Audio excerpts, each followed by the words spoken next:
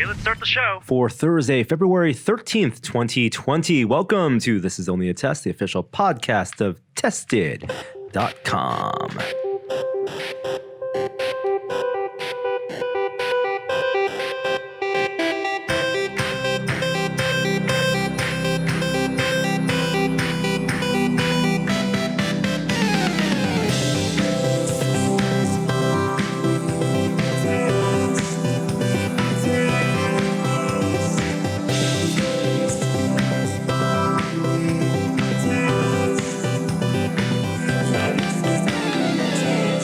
Hello and welcome to yet another duocast. We're doing the dance where you and Kishore podcast, and then you and me podcast. Jeremy Williams here on the show today. Looks like 3 to me, Norm. 3? Well, Yeah. if you're watching the video, we do have a special guest. An unnamed character has appeared. I've come back, first of all, from Disney World, and I brought back a friend, but we'll get to him in a moment for those of you just listening to the audio. Kishore is out this week. We're going to try to do what we did last week, which worked amazingly. Yeah, I thought so. Or so I'm told from everyone who watched the show. Well done, you. Little video you call. guys. A FaceTime call to me on location. And Kishore today is on location up in the Seattle, Washington area, visiting a friend. That's right. A friend of Tested. So Teaser. yeah, we'll hopefully FaceTime him in at an appropriate time and get a little bit of a check-in. But a lot to go over.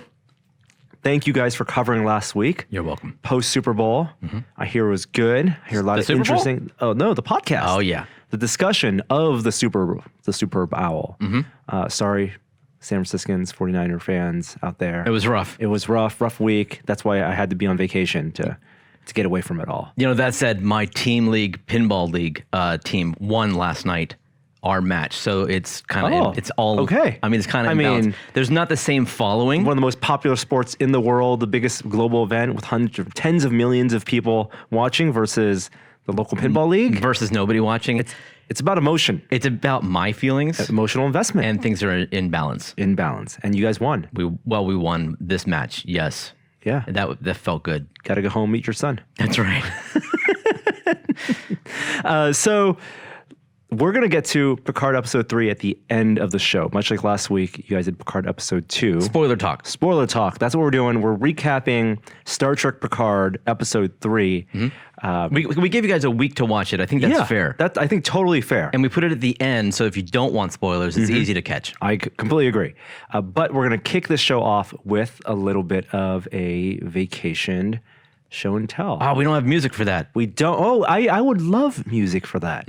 Because we often go on travels. In fact, I'm going on another week-long trip next week, and we want to come back. And we consider you out there our extended family. And much like when we return from trips in the days of yore, family gather around the carousel, the projector, the slide projector, and let's talk about the family vacation as we travel into America. In this case, to Orlando, Florida. I came back. From Walt Disney World. A long way away from our more local Disneyland. I know. You went to the much larger Disney World. Yes, my second time there. And, I've talked about it extensively on the podcast. Last time I went, I also went to Universal Studios. We had a lot to talk about the rides there. Difference between the Disney approach to dark rides and also the Universal approach to rides using projection systems with 3D glasses, motion control simulators. But obviously, Walt Disney Imagineering has their roots in audio animatronics and their cast of Disney franchises and characters with not only the classic Disney characters, but also now Pixar and Marvel. Okay. And Star Wars. But let's talk about the big reason why I went. Oh, what was the reason? I went for Rise of the Resistance. But you could have done that here. But the lines here, Jeremy, the lines were insane. Well, I want to hear all about it, but I don't want to hear any spoilers. Okay, so this is the one ride I've ever anticipated, looked forward to, where I'm so excited for it. I don't want it to be spoiled. I haven't watched the ride-throughs that are on YouTube. Oh, if you want to see the ride, you can do that. Absolutely. There are people who make it their thing to get the highest quality low light cameras, sometimes stabilized, and they film the entire ride and piece it together. They've done it not only for new rides, but they also have done it for older rides that have since been retired, or to document a ride in a certain point in time before an upgrade happens. And these are hardcore, not only theme park enthusiasts, but Disney fans as well. I love what they're doing. Disney actually doesn't stop you from filming a ride unless you're, of course, on a roller coaster. And even then, it's on you. I mean, you keep your hands in the ride at all times. So if you lose your phone of course, in the water or somewhere, as long as you're not hurting someone, that's on you. They're not going to pick it up necessarily.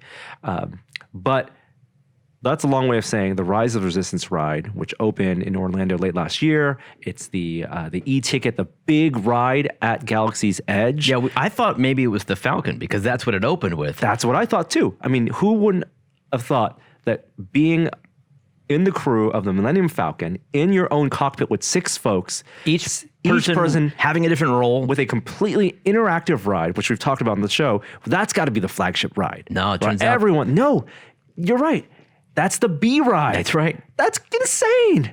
So if you'd watched Disney, the Imagineering story on Disney Plus, which we both loved and binged, you got probably the most you want to see out of, probably more than you want to see about Rise of the Resistance. The last episode gives, I think, away a little bit too much in terms of when they're showing the technology, they are giving away parts of the ride that I wish I had not known about. Because I was waiting for some of those moments. Well, credit to them. It's why I wanted to ride it so badly. Yes. And I think they did a good job with some of the press previews in describing building up anticipation. Yep. Because, and it's not a spoiler to say this is a long ride. It is unlike a roller coaster. So one way to think about theme park rides is the onboarding time.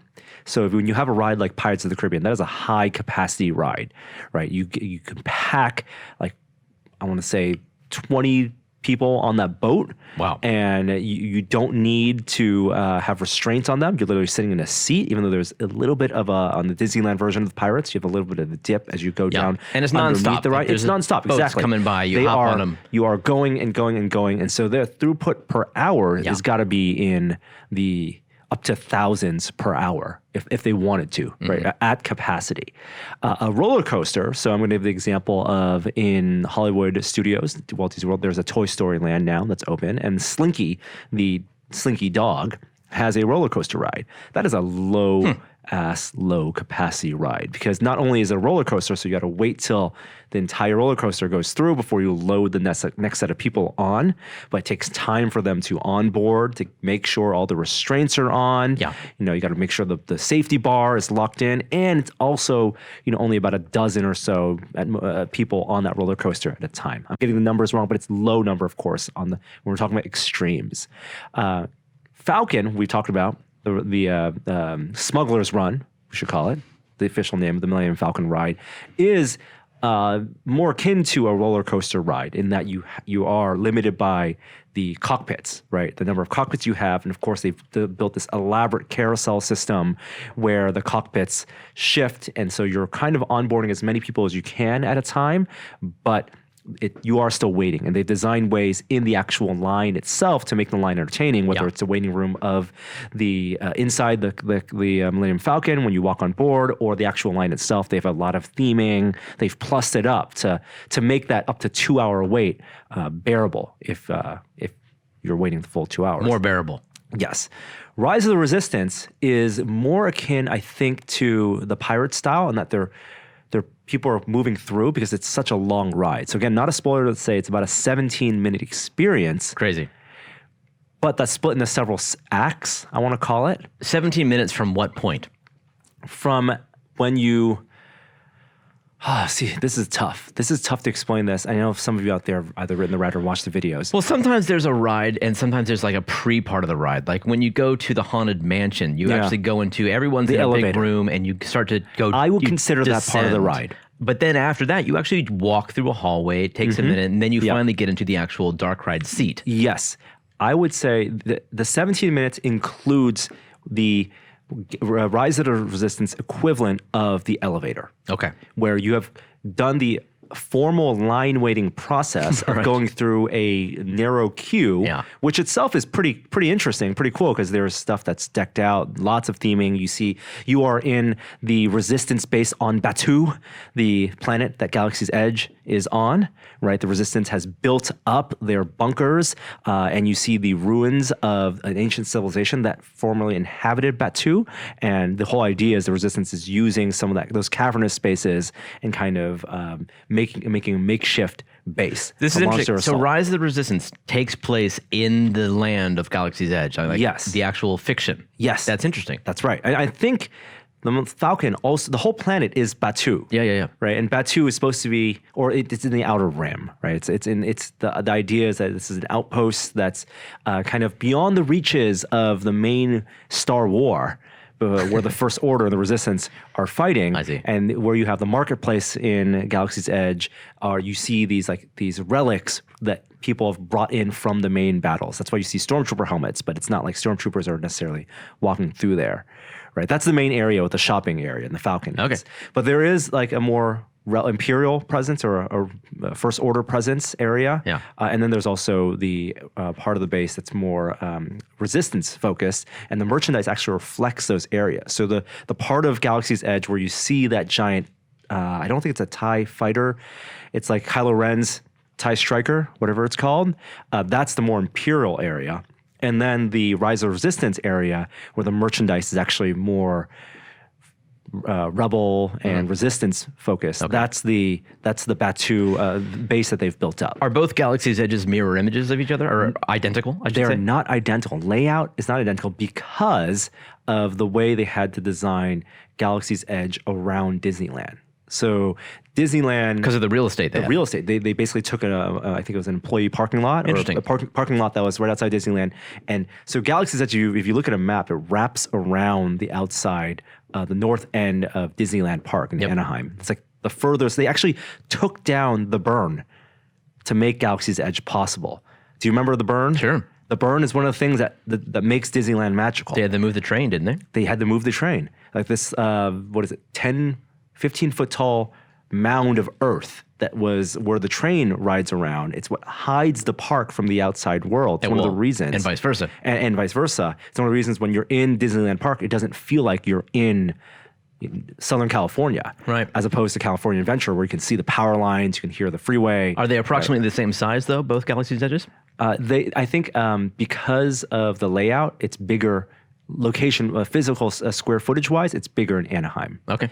Some of the connecting areas are stretched out a little bit more, but they have all the same facilities. Got it. The Falcon, I think, is like slightly tilted, 10 degrees offset because of the way they arrange the space.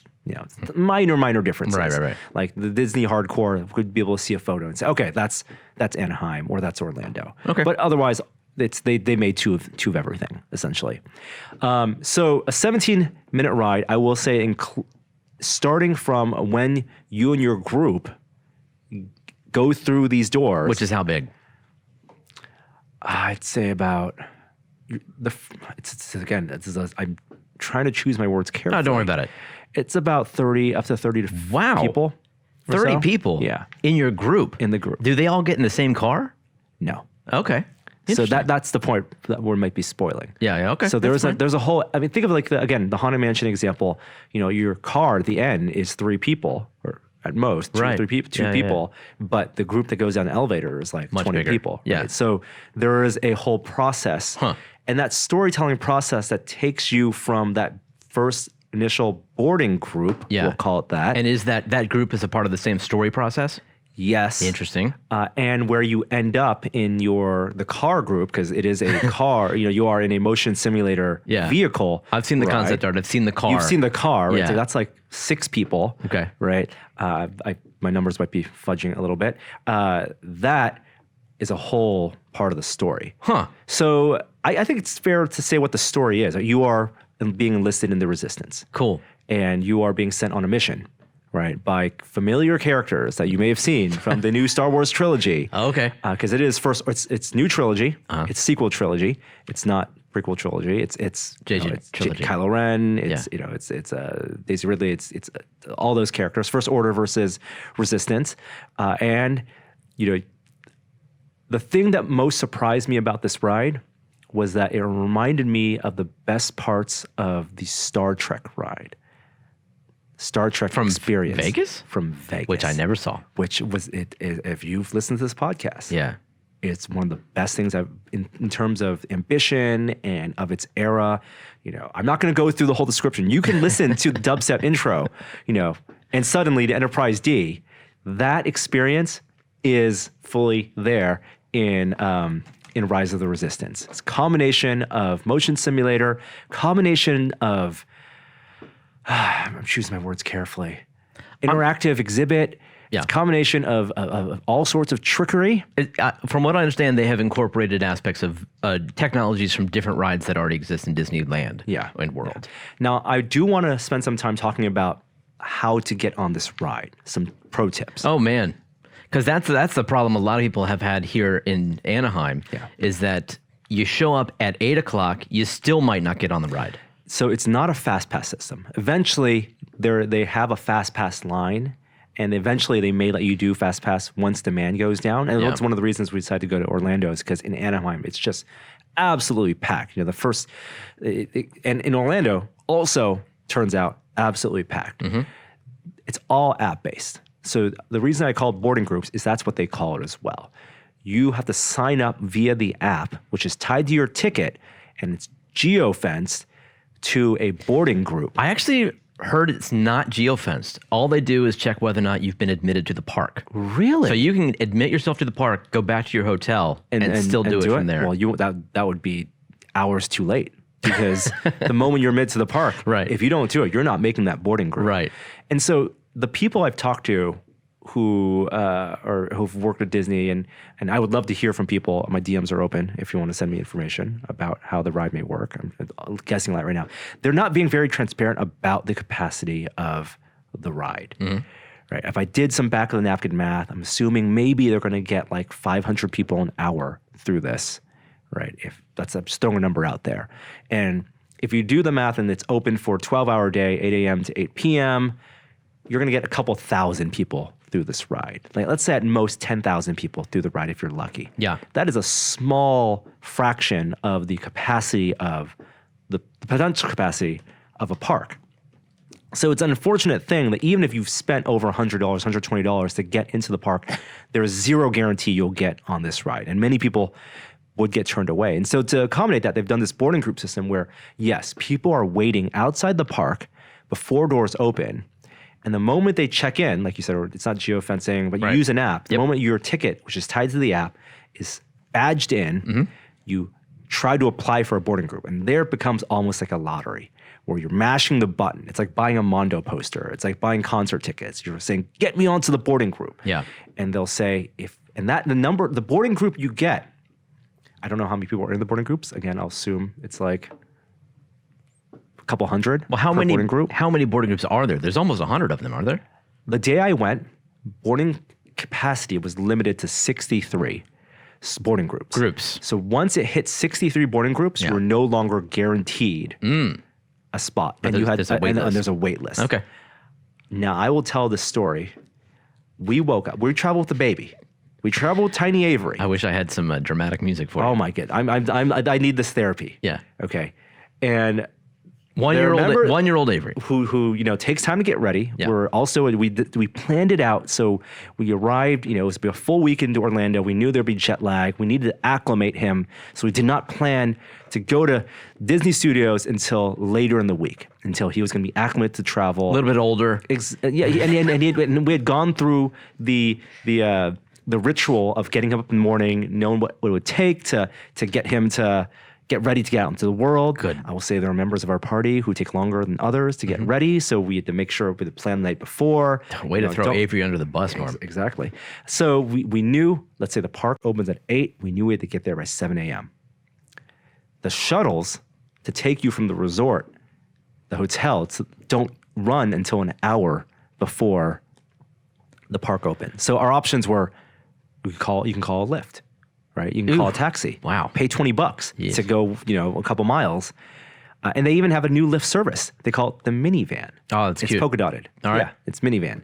We weren't gonna do that. We're gonna ride the shuttle. So we need to be there, and We didn't make the first shuttle. Well, and you're jet lagged. And we're jet lagged. Yeah. So we planned out. We woke up that day at 5:30 a.m. That's to disgusting. get ready. That's disgusting. 5:30 in the morning after, and that 5:30 Eastern time feels like 2:30 Pacific time a.m. Might as well have done an all-nighter. Yep. Got Avery up, got everything together, got on, and there was and the bus stop packed full of people. Oh my God, they all had the same idea. Everyone had the same idea. Everyone had their phones out, ready to do the boarding groups. Everyone in that resort, and this is down season. Oh man. So the second bus comes at 7:15, and You're I was there with I am. If you look at my Apple Watch and my heart rate, Up there. it's peaking. Right? Okay, It's like it's not happy. Danica and Baby get on. The party our friends were there with got on. Okay. I had to collapse the stroller. We brought our stroller for Avery. Yeah. And I collapse the stroller, and I get to the front, and the bus driver goes, "Sorry, you can't come on." But my baby. But my baby. The doors close, and I wave goodbye to my friends, Danica and the baby. This is not Disney magic. And in that moment, you know what I felt? I felt like, I'm not going to make light of like terrible plights that happen in the world, but I'm like, this is that movie this is what happens in those movies when families are taken away and you want to get your family on the train and the father is left behind or the parents are left behind. Oh boy. And I said, I'm okay. My family made it. My family made it. Let the world take me. I'm come to peace. As long as they can rise. As long as they rise can to the resistance. get to the front of the line. Right. As long as they can get onto the boarding group and make it off world, I'll be okay. I'll see you on the other side. Yeah, good. Avery, I'll see you on the other side. Take your time. Yeah. What a moment. Yeah, not all fathers get their story told. Not all fathers get to go home. So you caught the next bus, or you ran? There are different buses. You called a polka dot minivan. No, I considered it. I'm like, okay, it can't be more than 15 minutes for the next bus. And there are different buses for different parks. An Epcot bus comes by. A Magic Kingdom bus comes by. Okay. Animal Kingdom bus Well, comes by. what park are you waiting for? Hollywood Studios. That's where it is. Okay. 3 Epcot buses come by. Oh, that would have been good. People are not happy. Other people have started built up. And those are people who now are there at the bus stop who've missed 2 of the buses. And they're still holding out hope. They're in the third bus opportunity. I'm thinking you have seniority here, but you don't. You're with people who've missed 2 buses. Well, I guess No. You've now missed 2 buses too. No, I'm saying those are people who've maybe woke up late and missed buses. They I see what you arrived mean. at the bus stop late. I do have seniority. I was the last person I was the first person. Well, I hope to you're deny. asserting yourself at this point. And I got looks because some people are like, "Who is this dude with a stroller? Yeah, where's your baby? Where's your baby? You're taking up space." And I was ready to tell them, my baby is waiting for me. Yeah. At Galaxy's Edge. On the other side. On the other side. Let me get on this bus. And I'm texting. 30 minutes go by with no bus. At this point, it's 7:45. The bus finally arrives. I get on the bus. This bus is full of people who are in denial, who are trying to come up with ways, searching through Google. There are people who went to Hollywood Studios earlier in the week and trying to, I made it to a waiting list, and there people are asking each other, how long does it take before the boarding groups fill up? We were told by our friends, it fills up in the first 3 minutes. Right. 3 minutes. Yeah. If you're not mashing a button, and even when you get off the bus, you got to get into the park, which is a line through security check. And you're hoping the app doesn't crash that whole time because it has happened. Absolutely. So I get off the bus. I deploy the stroller. I make my way over. I'm getting texts. Park is open. It's 8:05. You're running with an empty stroller towards the front gate. Toward the front gate. Okay. I'm going through the motion. How am I going to empty my backpack? I'm going to get through security as fast as possible. Yeah. Which line should I choose? I'm in constant text communication with them. They didn't even get in that early. They got in at basically when I got off the bus because they had to go through security. Can they even enter the queue without you in the park? So they created a group excluding me. They've moved on. They moved on, and they created a 4-person party without me to apply for the boarding groups, and they got boarding group 90. Whoa. The non-guaranteed segment. Non-guaranteed for that day. And I think they adjust the guaranteed. Like, it's not like, I don't know, I think it's 63 is like the number. I think it depends on like how they feel reliability. It's going to running. Yeah. And there's some computer magic algorithms are working to make it all work. I get into the park. I make it to group 122.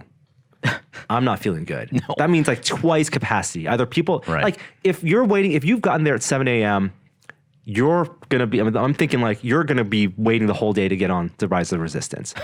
Right. And maybe there are people who decide to skip out. Maybe the waiting list thins out.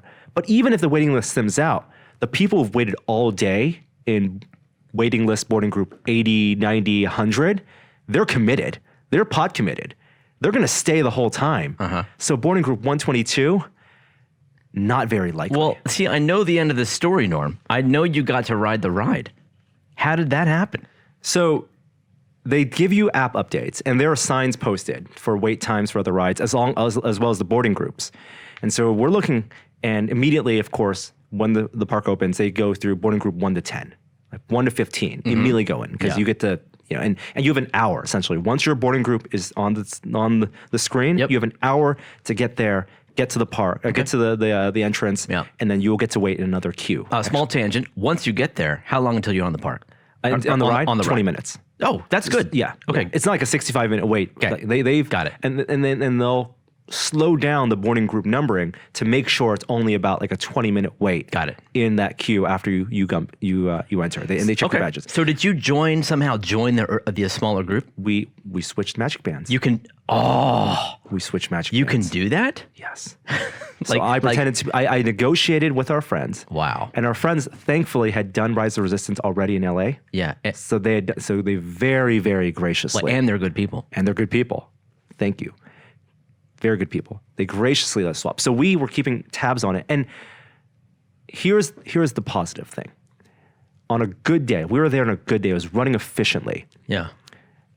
They got to boarding group 63, which was the guaranteed capacity. They got there by 4 p.m. that day.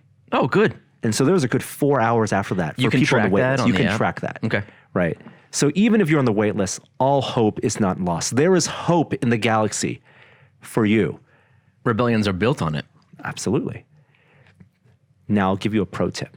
This is the one magic thing that you out there, listeners of the podcast, will get. This is a trick that may get you the ability to ride it twice without having to wait, and in one day. Maybe you should wait till I ride it to share this project. Unfortunately, it requires having a baby. Oh, all right. And you don't have a baby. Nope, not anymore. We thought Avery was going to be a burden for this trip.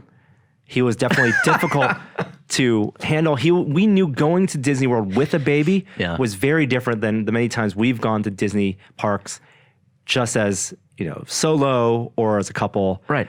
Because we were there on his schedule, his nap schedule, his feeding schedule, his attention. Exactly. Yeah. And he's a good baby. He could ride. He rode Pirates, no problem. He did Haunted Mansion, no problem. That's impressive. But he can be fussy. And a lot of people go to Disney parks with babies, and it's tough. I understand that. We also realize that, a lot of it was for him. We wanted him to meet some characters, and we're taking photos. Even though he's not going to remember it. Ain't nothing for him at 1 year old. Okay.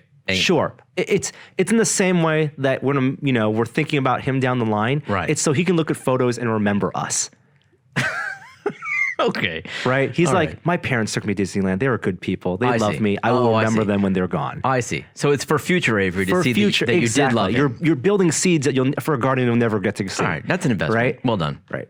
So the benefit of having a baby at Disneyland is they allow you to do something called child swap. Infant. I think it's called child swap. Like if you don't like your baby, you can. No. Oh. I know it sounds like you can swap with babies, and all seriousness, I hear there is like Disney parks. There's some child trafficking that happens there. That's really fucked up, Dude. Yeah, I don't want to talk about that. Yeah, you can read news articles about that. Anyway, the child swap policy assumes that maybe you have a group of like 3 people, right, plus a baby, or maybe grandparents, right? Sure. It's not possible for everyone to ride a popular ride together because someone needs to watch the baby. Yeah, because baby can't come on the ride. Exactly. And so typically you designate maybe one person, right? The dad, Yeah. the grandma, the grandpa, to watch the baby I get while it. you do the ride. So one person has to wait in their long line, Yeah. and then you get to the front, you get some sort of pass. And so you go to the very helpful folks at guest services, and they have these people waiting in front of all the lines. You say, we want to do a child swap.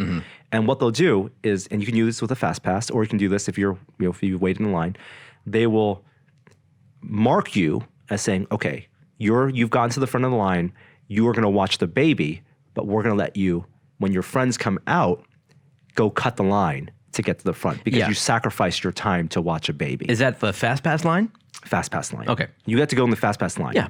Right. Makes sense. Yeah. Now the benefit is they don't want the person who's deprived themselves of going on experience with friends who watch the baby to go alone. If I stay out and I do Rise of the Resistance by myself, and I watch the baby, I don't want to do Rise of the Resistance by myself. It's fun with friends, So how does that work? with your family. Well, the person who gets to wait it with the baby gets to bring up to 2 people with them to go through the ride. And it can be 2 people of the same party. Right. So Okay. But still, they don't watch the baby for you. No. You So let's say Gotcha. it's 3 men and a baby. That's why I wish Kishore was here. I had the whole 3 men and a baby thing all planned out. That's really clever. Kishore, Jeremy, and me were watching Avery. Okay. And let's say, okay, you know what? I'll watch Avery, Jeremy. You and Kishore do Rise of the Resistance. Okay. All right. We've waited in line. I'll watch Avery. So we check in. They've badged me as I'm the baby watcher. You guys do Rise of Resistance. And you guys, oh, it was awesome. Yep. And then now it's my turn. Yeah. Right? Okay. And then So let's I'll say, watch the baby. Kishore and you can go ride together. and Kishore gets to ride it twice. Now I get it. That's cool. That's cool. I don't think you need a baby. I think you just need someone who's too short for the ride. Oh. Because I've done that at Disneyland. Yeah. When my kids were too small. So that's a good. long way of saying this child swap policy lets you ride rides twice. If you're in a big group, if you're just 2 people though, it doesn't do you any good. No, you need Yeah. a minimum of 3, and we were a 4. Yeah, that's good. And so I got to ride Rise of Resistance No, 1.5 times. it broke down. It broke down. Wow. And this is an interesting thing. So I'm super glad because already we were talking about, okay, they got through 63 boarding groups early. Yeah. There's a chance that I could ride in boarding group 90 with the party, with a Magic Band swap, and I could do it by myself again at boarding group 122 Yeah. and ride it twice. Yeah, yeah. I got to do it for work. I'm talking about it on the podcast. Oh, it's important. Yeah. Right? But we didn't have to do that because we did the child swap. Yep. And so we got to do it again, but halfway through the ride. And the ride experience, the 17 minutes. And I will say this is before the part I got into those cars. Oh wow. Yeah, right before. I actually wish it was when I was The on cars the are halfway through the ride. I'm already giving too much away. No, that's interesting. Part of the way through, before I got in the cars, they had to evacuate everyone from the ride. It wasn't like an emergency, right? No. So I think obviously it's a ride that's relatively new. They're working out the kinks. But the cars, if you watch the Imagineering story, the technology of the cars, and we're going back to tech, coming full circle, tech podcast, it's a motion simulator that's not on a track. Right. So if you talk about look at the history of Disney rides, you have things like Indiana Jones, which is the first time they had. You have the first Star Wars thing. Oh, sorry, Star Tours, which Yes. is a motion simulator, Right. a lockdown motion simulator, right? So I don't think it's on hydraulics, but it definitely has many degrees of movement. Everyone's rode Right, these. exactly, but doesn't actually physically move linearly Right. through space. It just tilts and angles in different Yes. directions. Indiana Jones was one of the first rides that actually Put that on wheels. put it on wheels, but the wheels are on a track. Yeah. And I think the dinosaur ride at Animal Kingdom does the same thing. It's basically Indiana Jones as well. And then they got to a point where the technology was that they can have this multi-degree axis motion simulator actually on wheels and have it go through pre-programmed movements off track. But it seems like, I don't know, correct me if I'm wrong, but it seems like it's not just on wheels. They can go in any direction. They're omnidirectional. Yeah, that's awesome. Yes. And they first tested this with the Ratatouille ride in Disneyland Paris. And then they, of course, brought it to Rise of the Resistance. Yeah. Now, the failure part of this in this complicated mechanism is that because you're running, and this is one of the ways they can get the ride at higher capacity than you think, is because you can have these cars nonstop emptying out and pirate style running through the sequence. They're not on rails, so a failure in one is bad in one of these vehicles. Okay. I mean, it would be if they were on rails too. Right. Yeah. But it's especially bad because you don't know what's wrong with it necessarily, and you'd have to stop everyone, right? And the things that can cause a failure are more unpredictable than, let's say, if you were on rails. Like, let's say, for example, I'm on the ride, and I'm taking pictures, and I drop my cell phone. If I drop my cell phone in the spot where another one of those cars behind me is supposed to go over, and it hits that car, the car doesn't know it has to take extra precaution because it's not on rails. It might think it's bumped into a person. Okay. That would stop the ride. Okay. So you're saying that it's a more complicated ride than they've ever built before, and there's more points of failure, and it's... I'm saying that for a massively complex system, they didn't think about the exhaust port. What? There's a tiny weakness. You don't know someone dropped their cell phone, and that's what broke it down. I'm saying that if they stayed on target, Yeah. and you hit those photon torpedoes, you can break the ride for everyone at the end of the day.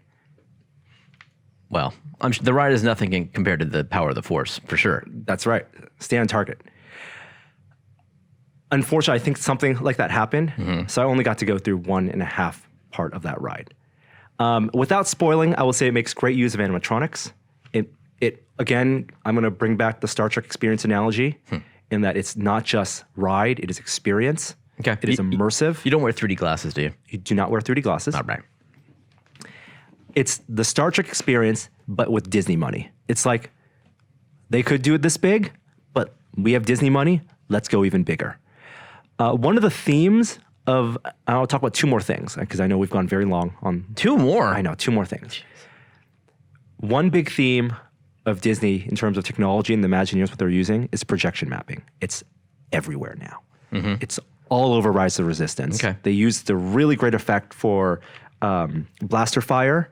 So much of the and I think you see a glimpse of this in the Imagineering story when they show the rooms. The rooms without the projection mapping are much more bare than you would think. And one way you can notice this is if you take photos of the ride, the projection map stuff looks slightly off because of the lighting. It is light, so it bounces off the surfaces that they're projection mapped on, different than if it was painted. But allows them to animate all sorts of things. And the evening shows, the fireworks shows at Magic Kingdom, where in Hollywood Studios, where they projection map on the castle and on the big facades. That's neat. It's some of the most gorgeous and most magical things there. Well worth staying to the end just to see that stuff. That's 1. 2, I'm not going to go through everything we did there, but just one Avatar, more. The Avatar land, Pandora, is awesome. Okay, so that's something I've never seen either. And I saw from the Imagineering doc that there was some architecture that looks physically impossible. Like they built these swooping, hovering lands that are actually held up by steel. Yep. But it's all embedded in a way that makes it look impossible. In much the same way, it's an armature. It's much the same way there are collectible statues that you can buy from like Sideshow Collectibles where it looks like it's gravity defying. It's because the actual material that it's made out of is maybe concrete or plaster, but they have new material science that have very lightweight external materials and yet very strong, rigid internal structure. And so you can do essentially what look like floating mountains. So on camera, like on video, it's hard to get the sense of the scale, but when you're there in person, is it pretty impressive? Well, it's impressive in both that it's actually smaller than what it looks like because they do in other Disneyland parks, it's all forced perspective. Yeah. It's if you had a 3D model of it and you kind of pan it around, you go, oh, that's actually much smaller than what that mountain looks like. But in person, they have small mountains in a distance, and they use a lot of tricks, visual tricks, practical tricks to make it look like they are massive, massive mountains. Is there a VR ride in that land? There are 2 rides. One of them has a giant animatronic, which the wait is usually 2 hours long. This is the Navi River ride. Yeah. Not worth it. Okay. Animatronic wasn't there. Down for maintenance, replaced with a hologram. Oh, no. Replaced with a screen. That's like the peak technology of animatronics. Yes. The giant Navi shaman, not there. Okay. Totally not worth it. Sorry. The other ride, maybe better than Rise of Resistance. Shut up. Is that the VR ride? That is the soaring style ride. Yeah. And this one is 3D glasses. Oh, it's not VR. It's not VR. Okay. Because a couple people, because I talk about VR a lot, they say, oh yeah, I've done the Avatar ride, Disney World, and that's Flight of VR Passage. to them. Yeah. Flight of Passage is the name. It's using the technology of Soarin' over California, which is that California adventure. Interesting. Which has basically, if you've done the Back to the Future ride, it's kind of like that. There's a giant hemisphere screen. Yeah. It's almost like a giant IMAX screen. And they put you on a motion simulator that dangles in front of it and does light drops and turns. But you're harnessed in with like a group of 20 people as well, and in multiple areas. Now you are wearing 3D glasses, so there is a kind of a sweet spot. Soren's not 3D. Soren's not 3D. So this one is 3D. Interesting. And it was incredibly thrilling. I mean, it's not like stomach dropping like a real roller coaster, but in terms of making you feel like you're flying on a Banshee and you're on this 5-minute flight through Pandora, it is really good. And they did do some good 4D effects, the quote unquote 4D effects where you are Air and stuff. Air and also haptics. You have haptic feedback because the whole idea, the conceit of it is that you're in a human facility, you're being linked up to an avatar, and the way they link you up is that you mount this motorcycle-like seat, and they press against your back brace. They have a back brace, and they have these knee braces, and they do these little pulsating effects to make it feel like you're being connected to your avatar, and then they blink you in, and suddenly you're on a Banshee, and you can feel it breathe. You can hear it, Wow. the wind in your face. That's a good idea. And I rode that one twice as well, again, using the child swap trick. Life hack. So good. I love that ride. Better than Rise, though? Probably not better than Rise. There you Rise, go. way more technology. Of course, love Star Wars more, but I was maybe more impressed by it because I had zero expectations for that. That matters. And I had such high expectations for Rise. And it met them, to be sure. The first time. The first time. The second time, I really wish I was on the actual car itself when the ride broke down. It'd be fun to have the lights come up and you'd see everything. I mean, the whole evacuation procedure. We had to go through basically the back doors and offload by the staff area, the cast member area, and it takes about at least an hour. I heard that to reset, and by then we couldn't reset. They gave you a fast pass that you could use anywhere else, but we weren't going to go back to Hollywood Studios the next day. Right. Yeah. You had one shot. You had one shot. Don't throw away your shot. You didn't. You made it. Very good. Hopefully, I didn't go too many spoilers into the ride for you. No, not at all. No, I can't wait to ride it. I don't know when that's going to be. We talked about maybe going there this month. Don't think it's going to happen. L.A. Anaheim. Yeah, I don't know. We'll see. I keep hearing good things. I can't wait till the ride is unpopular because I don't think it's going to happen anytime soon. I don't think it's going to happen unless Star Wars gets unpopular. And even then, yeah. So there's so much more I could say about Walt Disney World. I had a wonderful time. Great way to refresh. I brought back this guy. If you're watching the video, it's a Banshee. It's a baby Banshee. Yeah. It's from the Rookery. And better than the Navi hologram, probably. But yeah, much better than the hologram that was in place. It's pretty good. Look at he's moving his head. Yeah. Look at that. He opens his mouth, looks around. His wings move up and down. Yeah, he could be better mounted on the shoulder, but for like $50, it's pretty good. Yeah, you should be very proud of that purchase, Norm. Yeah. Does it go everywhere with you now? I'm thinking about it. I could be that guy in San Francisco, walking around with the Banshee. Much weirder things. Yeah, I've seen a guy with a peacock.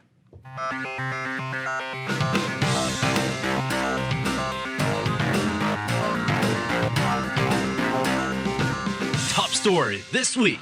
Well, my vacation at Disney World was not the top story. So let's talk about the Oscars. I didn't actually get a chance to watch them, although I did follow the winners.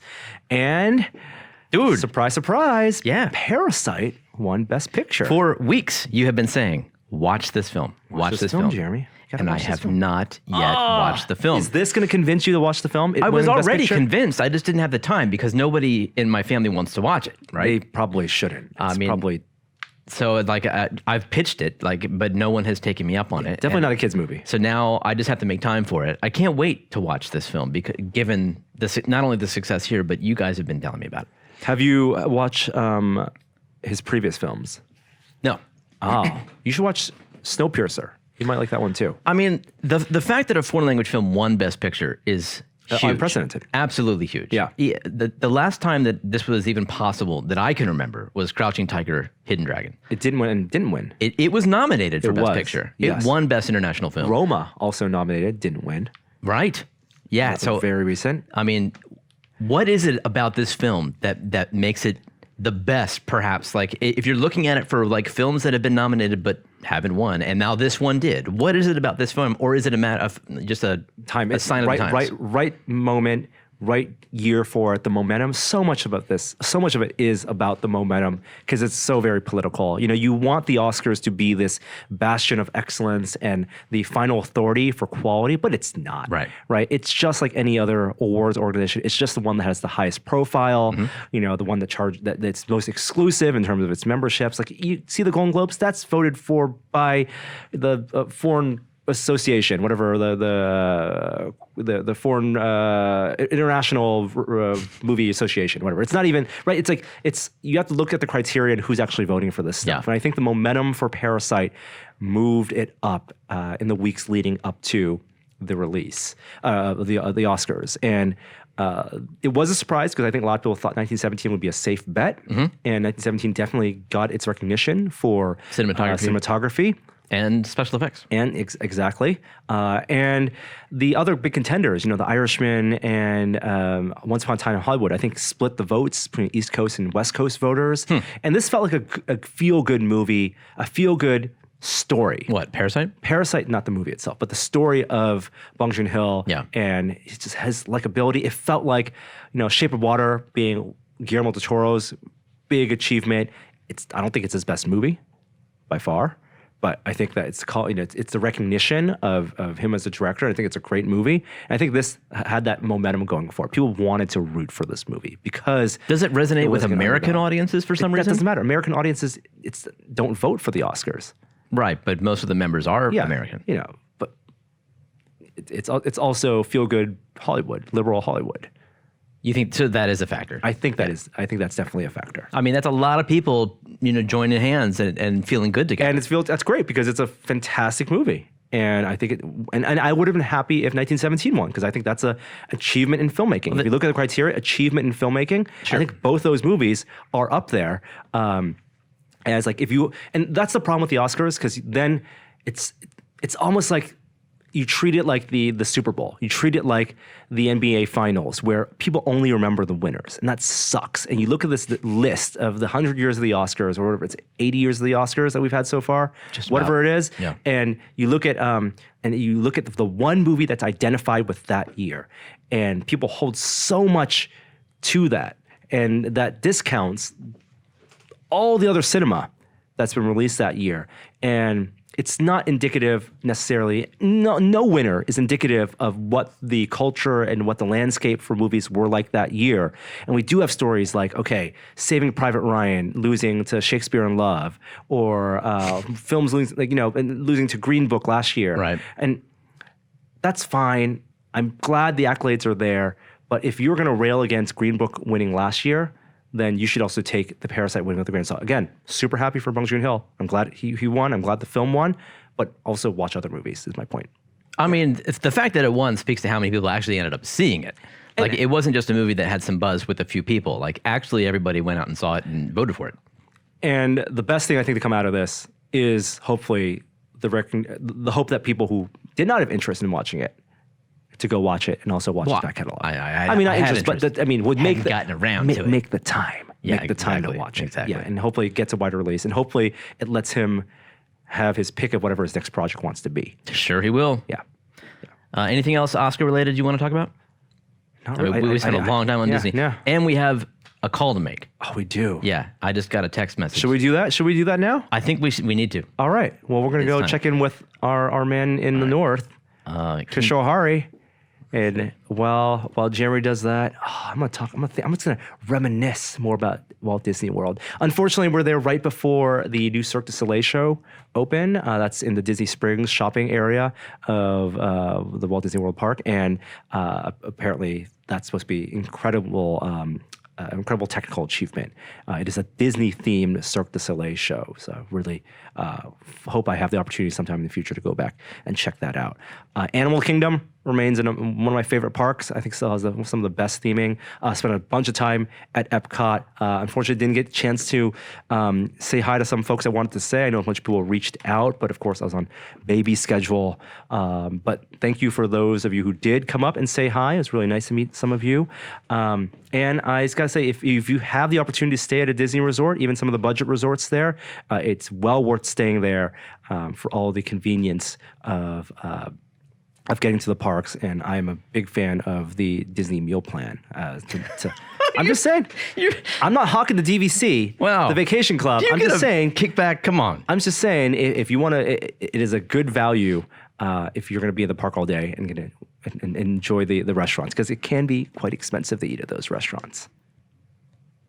All right, are you getting FaceTimed? I should be momentarily. For some reason. Wait, Kishore has an Android phone. How are we doing this? No, I know. I think he's using his laptop. What? For some reason, like I think because. Oh, does this work?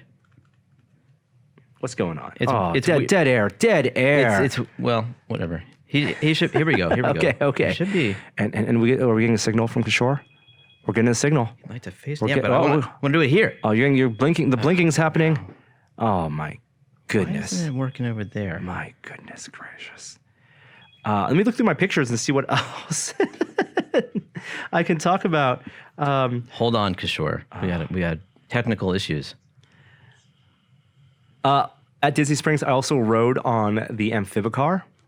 It was a little bit of a treat. We spent ourselves for $125. You get 30 minutes with your own captain on a small vehicle that is a vintage car, but also goes in water. And I think there are only like 70 of them left in the world, and the Disney park has 8 of them. And if it's nice weather, I highly recommend it. Really fun to take the family out on the water, get some good sights, take some good photos. They have done. Oh, I do want to mention, and if you listen to my recap of Walt Disney World a while ago, last time I went, I could not stop gushing about the Circle Vision. This is that vintage camera system that they built when they opened Walt Disney World. It was basically, the equivalent of 10 GoPros, but it was 10 35 millimeter films.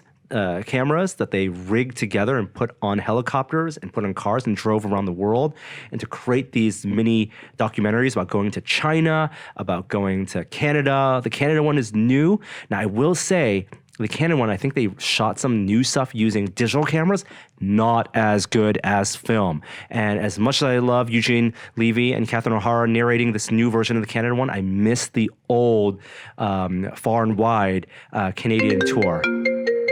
We're getting a call. And this French one is still the best. Impressions de France. Hi, Kishore. Hey, where is Kishore right now? Can you turn your phone sideways? Or are you not on a phone? I'm not on a phone. I'm on okay. Well, that works. You're wearing a big hat, Kishore. What's going on? I'm wearing a big hat because I'm here in Seattle with a special friend. Say hi, Bill. It's Bill. Hey, Bill. Bill Durant, who sees Jeremy's hand because he's going through. Yeah, Jeremy, all we can see is your crotch. There he goes. Hi, Kishore's up and hang out with Bill. How are you guys doing? Fantastic. So we hear that. This is my first visit to the Punish Props home base. Yeah, I haven't even been there. Can you give us a little bit of a tour? Sure. Yeah, I'll film Bill walking around. I'm wearing one of Bill's pirate hats that he made. Was it last year? The video before for Dragon Con. Yeah. And this was right. when Bill and Britt were obsessed with the Microsoft Xbox Pirates game. Oh, okay. So for rebuilding this area over here, all my sanding tools, my one of my bandsaws. We have a dust collection and paint over here by the big door so that we can get ventilation out. And then over on this side is storage in there, and then material storage over here. This is something I'm actually very proud of. All the material storage labeled. You see the biggest one is this big thing of EVA foam right here. You use a lot of that. There's a lot more EVA foam hiding just in corners everywhere. Keep your eye out. Like, it goes without saying, this is one of the neatest shops ever created, and I think we're shaming Adam somehow in this video. This is incredible how organized everything is. That's awesome. We do our best to make sure everything is accessible so that we can build and film as quickly as possible. More storage over there, that way with just assorted things we use for making. Oh, I see some smooth on bins. Kind of has a specialty. So this is all paint. The next one is all finished molds. The next one is unfinished kits. Yes, my unfinished kits get an entire shelf. Nice. What's the disaster area back there? Is that unfinished business or is that? That is our employees' workbench. We're not going to shame Paige, but the messiest part of the shop is her workbench. Gotcha. Do you want to see some props? Yeah, see some props. And please be descriptive for the audio listeners out there. Yeah, so we're going to start with Sweepy, who's the important robot here. Wow. And let's go look at some weapons. Yes. Like the wall of weapons. Oh, Bill has a wall of weapons. There is a whole. I have to Oh take my off gosh. for it. That's incredible. There's a whole wall of weapons. I'm going to start with one of these. Has anyone seen this Blade Runner blaster before? Oh, it's the one Bill modeled. This is the kit that Bill made, and then which translated into the actual Punish Props version right here. Nice. All blue. Yeah. Oh, this one. I am a big fan of this kit that he made from Harrison over at, well, let me get it in frame, from SKS Props, which is an amazing Vulpin Props. I almost said I got it wrong. He and Bill hand carved the handle on here. That's from Hellboy. It has bullets that light up. Nice. I've been following Harrison's work on the Hellboy gun. Oh, he's got a limp spike. Borderlands mass. Very A cool. limp spike. That is definitely a custom massive wall of lightsabers. weapons. Swords, blasters. Did Bill make all of those? No, Brittany made a lot of them too. Well, no, but I mean in the shop. Yeah, That's think most of amazing. this was made right Oh, here. I love this. Describe How this. about a Lego sword? A giant You have to, human-sized cut it, Lego sword. You're holding a Lego toy. Wow, nice pretty call, amazing. Norm. I would not have recognized that. That's awesome. Oh wait, Bill actually has a Lego hand to hold it Is it to scale? because of course he does. Oh, that's fantastic. That's great. Bill's wearing a glove, the yellow glove that looks like Lego. Money well hands. spent. Definitely not meant for adult hands. So I think the message from up here is that Bay Area has to step up its cosplay prop game. And definitely display for sure. That's Yeah, I think we don't have nearly enough weapons down there. yeah, completely agreed. That's great. You having a good time, Kishore? I'm having a great time so far. I've only been in Seattle an hour, and I've held 18 weapons, which is about the ratio I'm looking for. That's a good start. Very cool. Well, I wish you could join us for the Picard spoiler talk, but I feel like it was a bit too early in the show for that. yeah. Well, enjoy. It was a good episode. There's my spoiler-free review. Okay. Thanks for checking in, Kishore. Safe travels. Bill, it's good to see you. Always good to see you, Bill. Yeah, and we'll see you. I'll see you next week. All right. Adios, amigo. Bye-bye. Bye.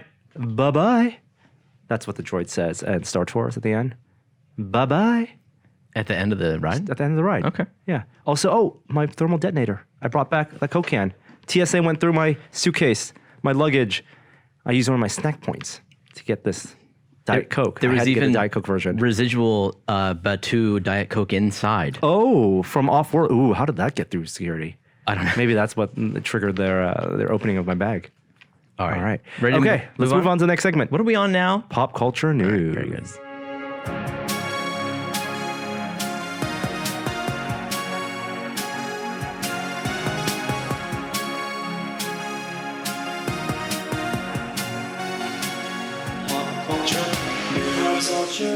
All right, we're going to continue on with some of the Disney news. This broke while I was at the park, and definitely people were chatting about it, especially in the Epcot area. There's a whole projection mapped preview of what Epcot will look like as they revamp that for the 50th anniversary of Walt Disney World. But This is what I've been waiting for. This has been my excuse why I haven't gone. oh, then you got a long ways to wait. What's sir. 2 years? Even a years. year now. Star Wars Galactic Star Cruiser will let you start booking reservations later this year. So this is the immersive hotel, Yes. where you will basically go to a hotel and essentially not leave the hotel You're going to be for enclosed. 2 days. They're building a hotel right now, and not only does the hotel look like it has no windows, because why would it have windows? No, hey, this is Disney's dream, to be able to encapsulate you in their own world In merchandising. and just turn off the outside world. Consume. Like, Consume. They do not rely on weather. They don't rely on sunsets to make it look beautiful. This is basically their own little nucleus, and you are inside it. So there are some pictures that they've, some concept art that they've shared of the load-in area, which all looks very much like a Rebel base. It's supposed to be a Star Cruiser, so you got to get on board the Star Cruiser somehow. What they announced is they are taking reservations this year. Yes. So you'll be able to make reservations this year for next year. They have not revealed pricing yet, as far as I know, but it's going to be expensive. So don't expect it to be a few $100s. It's going to be thousands.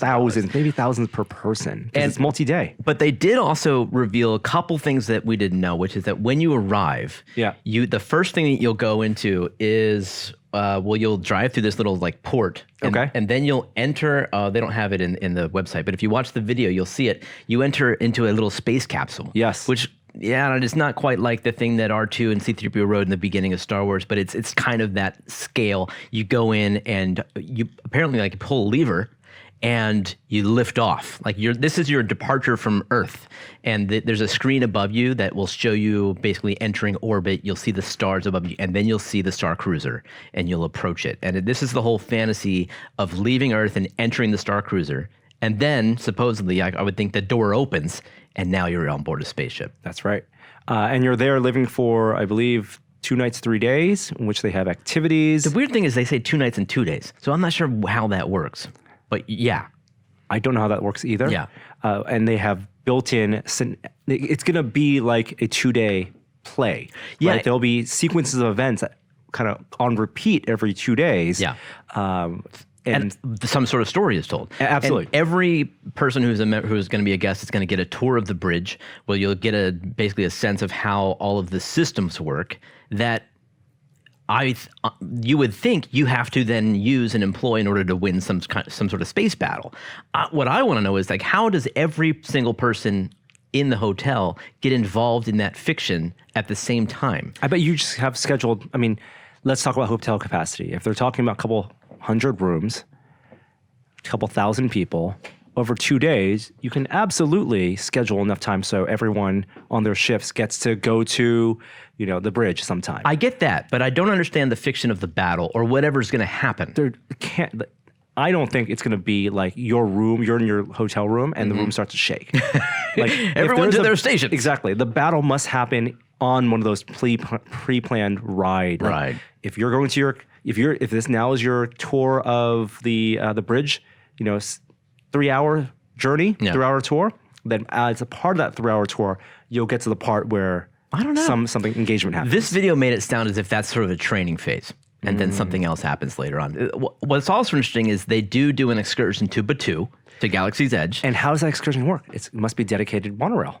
No, it is another enclosed transport. Right, but that enclosed transport must be on a rail system. Fine, but it's monorail to get you there. But it's totally enclosed. Of course, So it's very much like the Harry Potter train. There's no windows. It's going to be all screens again. It's going to seem like you're transporting back to Earth, and then you will disembark in Galaxy's Edge. Hogwarts Express is a perfect analogy. In Universal Studios, do they do that?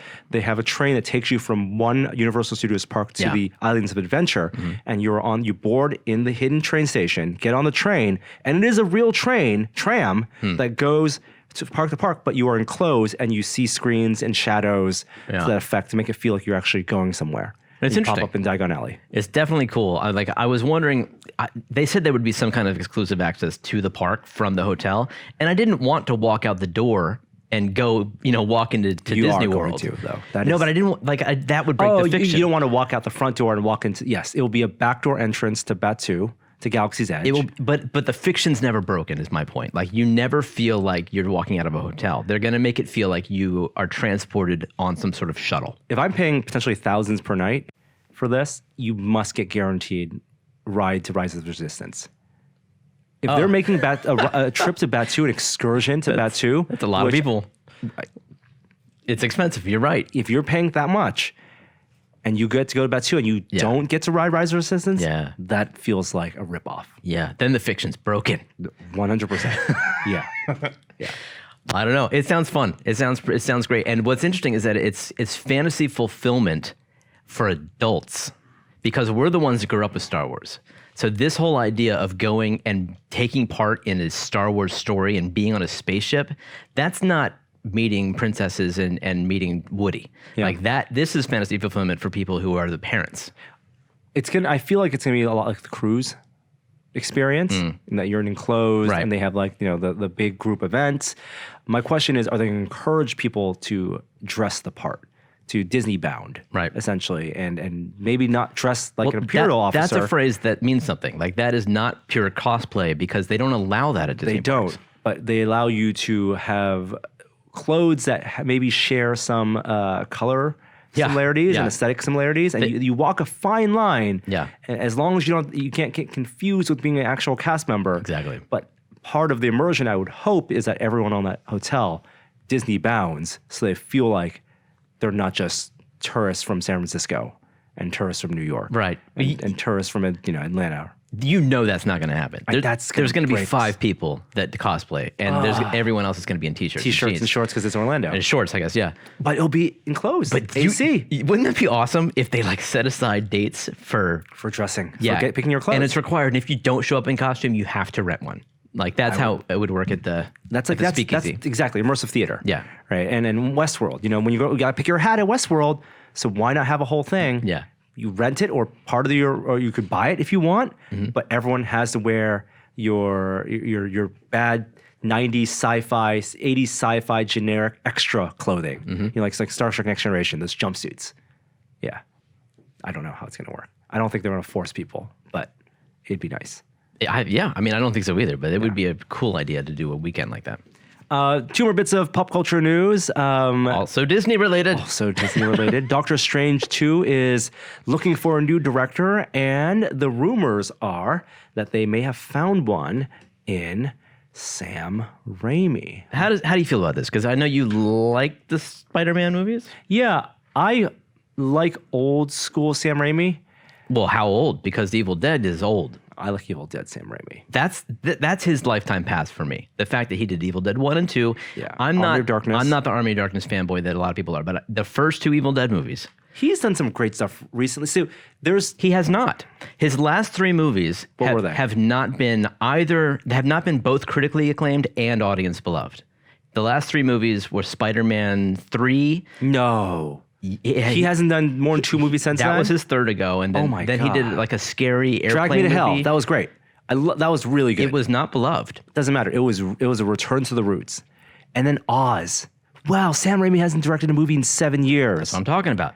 Now, even the Spider-Man movies, like the second one was both critically acclaimed and audience beloved, but the other 2 were not. No good. The third one was the worst. And that was studio intervention, is the word on the street. They wanted to get Venom in there, and Sam Raimi didn't necessarily want to get Venom in there. But you even watch the first Spider-Man movie, it was critically acclaimed, but not audience loved, if you check the Rotten Tomatoes scores. So I'm just saying, like, he doesn't have like a perfect track record. He just, he has a lineage. What's interesting is that he does have true horror film roots. And that was what we heard about Doctor Strange 2, was that it was going to have horror elements. So I'm wondering if that's the thinking.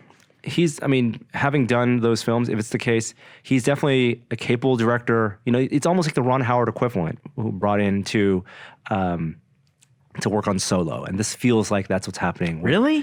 Where it's a director who's capable, who's worked with big budgets, but also is a team player, and will kind of follow the studio's lead. Won't talk back to Kathleen Kennedy, or in this case, Kevin Feige. Right. For Doctor Strange. Yes. And I think it's safe, even though it's weird to say Sam Raimi's a safe bet, but I do think it's a safe choice if they do it. You do? Yeah, I'd be happy. I really want to see Sam Raimi-esque weird elements. What does that mean? That's a good question. It means so many different things now, because you don't see that stuff in Spider-Man, really. I think the most you saw was in Spider-Man 2 with Doc Ock, with like him becoming the Doc Ock part and people screaming in the streets. But yeah. It's unfortunate. I wish that Scott Derrickson got a chance to direct it, but he's going to be involved as executive producer, so we'll see. Okay. Last bit of pop culture news, also Oscar related. Now, I didn't watch this, so I didn't see the joke, but apparently you didn't? there was a joke at the Academy Awards making fun of the movie Cats and putting the blame, and the butt of the joke was the visual effects artist. This did not occur to me when I saw the joke happen. It just seemed like the Academy, people who do presentations, who are presenters, often poke fun at people, and it's just in good fun. Two people got up there. What's his name? Corbin. James Corbin. Yeah, he's in the movie. Yeah, no, they both are. Okay. And I forget the woman's name. I'm no good with names. Okay. But they get up there. They're in cat costumes, and they say no one appreciates good special effects as much as people who are in cats. And it was good fun. It was good fun. And then they presented the award. So the Visual Effects Society released a statement condemning this. Yeah, saying that, it's not the visual effects that were actually, let's read this quote. Because last night, in presenting the Academy Award for Outstanding Visual Effects, the producers of the Academy Awards chose to make visual effects the punchline and suggested that bad VFX were to blame for poor performance of the movie Cats, which is certainly a narrative you'd find on Twitter. Rebel Wilson. And social media. And here's the quote. The best visual effects in the world will not compensate for a story told badly. Damn. That is putting the blame squarely on the director. On the filmmaking process. I mean, it's and the producers and whoever approved the art direction and this approach. Now, is this because there was a re-release of the film with improved effects? That could be. They did do that. I haven't seen Cats at all. Now, were they like atrocious and then fixed? Is that what the joke was? I think that some look incompleted. But I don't think that's what the joke was. I think the reality was that with the re-release, there were some bits that were clearly unfinished that had to be fixed. Yeah. But the joke was that the look of the movie and the reason that people panned it on social media, that was due to the visual effects. Really? And that is, I think, the VES is right. That's on direction, art direction, production design, right? Not so much on effects. And the same thing, you go back to Justice League, right? People made fun of it because of the quote unquote bad visual effects with the Superman, the chin. That's a fault of the production timeline and the reshoots required because they just didn't have enough time. And as much money as you can throw at visual effects, it's not going to give you the time to actually get the animation right and render it properly and design the face to look right when you're trying to patch up something in post. Honestly, when I saw that they had made a statement, I thought, oh my God, they thought 1917 was a bad choice. Oh. No, I think they would be the first people to say that 1917 is a perfect example of great visual effects because it is not obvious. It's not in your face. It's not Endgame. It's like it pushes filmmaking forward in some way. Yes, it does what visual effects are supposed to do, which is make the world feel believable and real and not be right and not wave the flag of visual effects. Mm-hmm.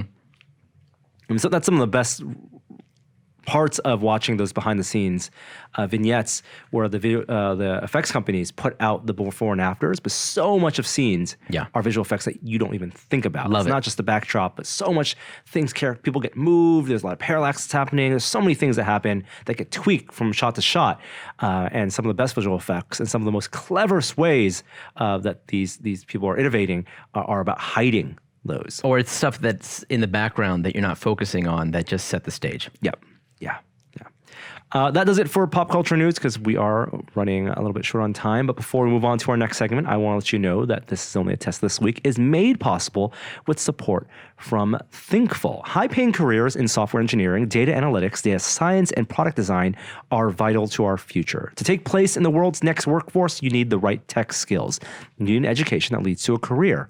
You need Thinkful. Thinkful is a better way to learn. All of their courses are taken completely online with full-time and flex study options, so you can commit 100% or keep working. Thinkful also offers an unmatched level of one-to-one support. On day one, you're paired with a personal mentor who is always on hand, as well as an expert career advisor who can help you put together the perfect resume and organize mock interviews to ensure you're hired within 6 months of completing the course. And the best part, if you don't If they don't help you get a job within 6 months, your tuition is fully reimbursed. No wonder Thinkful graduates have gone to work for companies like Google, Amazon, IBM, and Boeing. It's time to take your place in the world's next workforce with Thinkful. Go to thinkful.com/onlyattest to start building the future you want. Again, that's thinkful.com/onlyattest.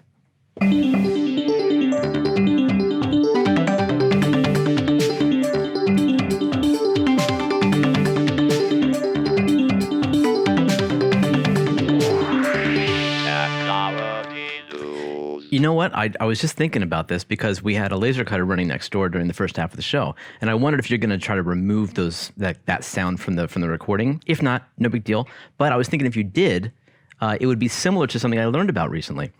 I learned how the Amazon commercials don't activate the Echo devices. Right. Do you know about this? It's they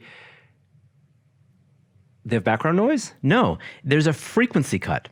There's a range of frequencies that's very specific in the low end of the human, what we can actually hear, that they cut from every just from the commercials. Every Amazon commercial that says the word, the activation word.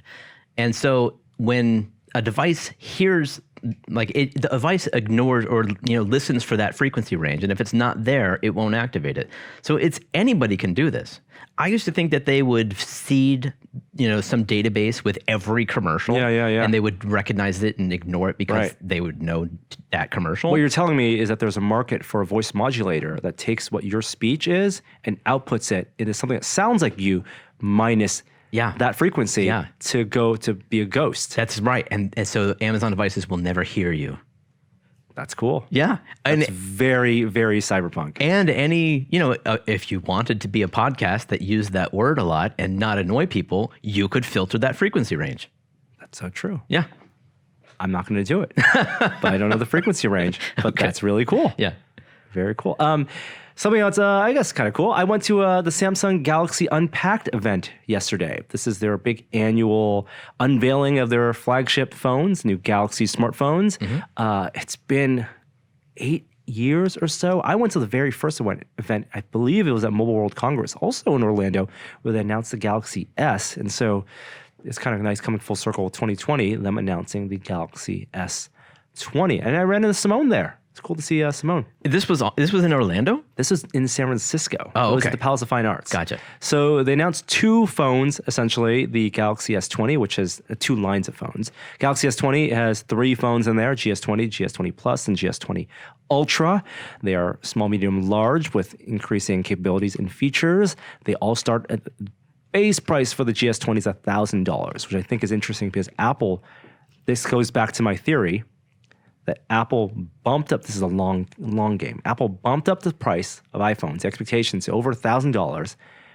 Other manufacturers followed suit, maybe didn't do so well, and then Apple undercut themselves and introduced the entry-level price with the iPhone 11.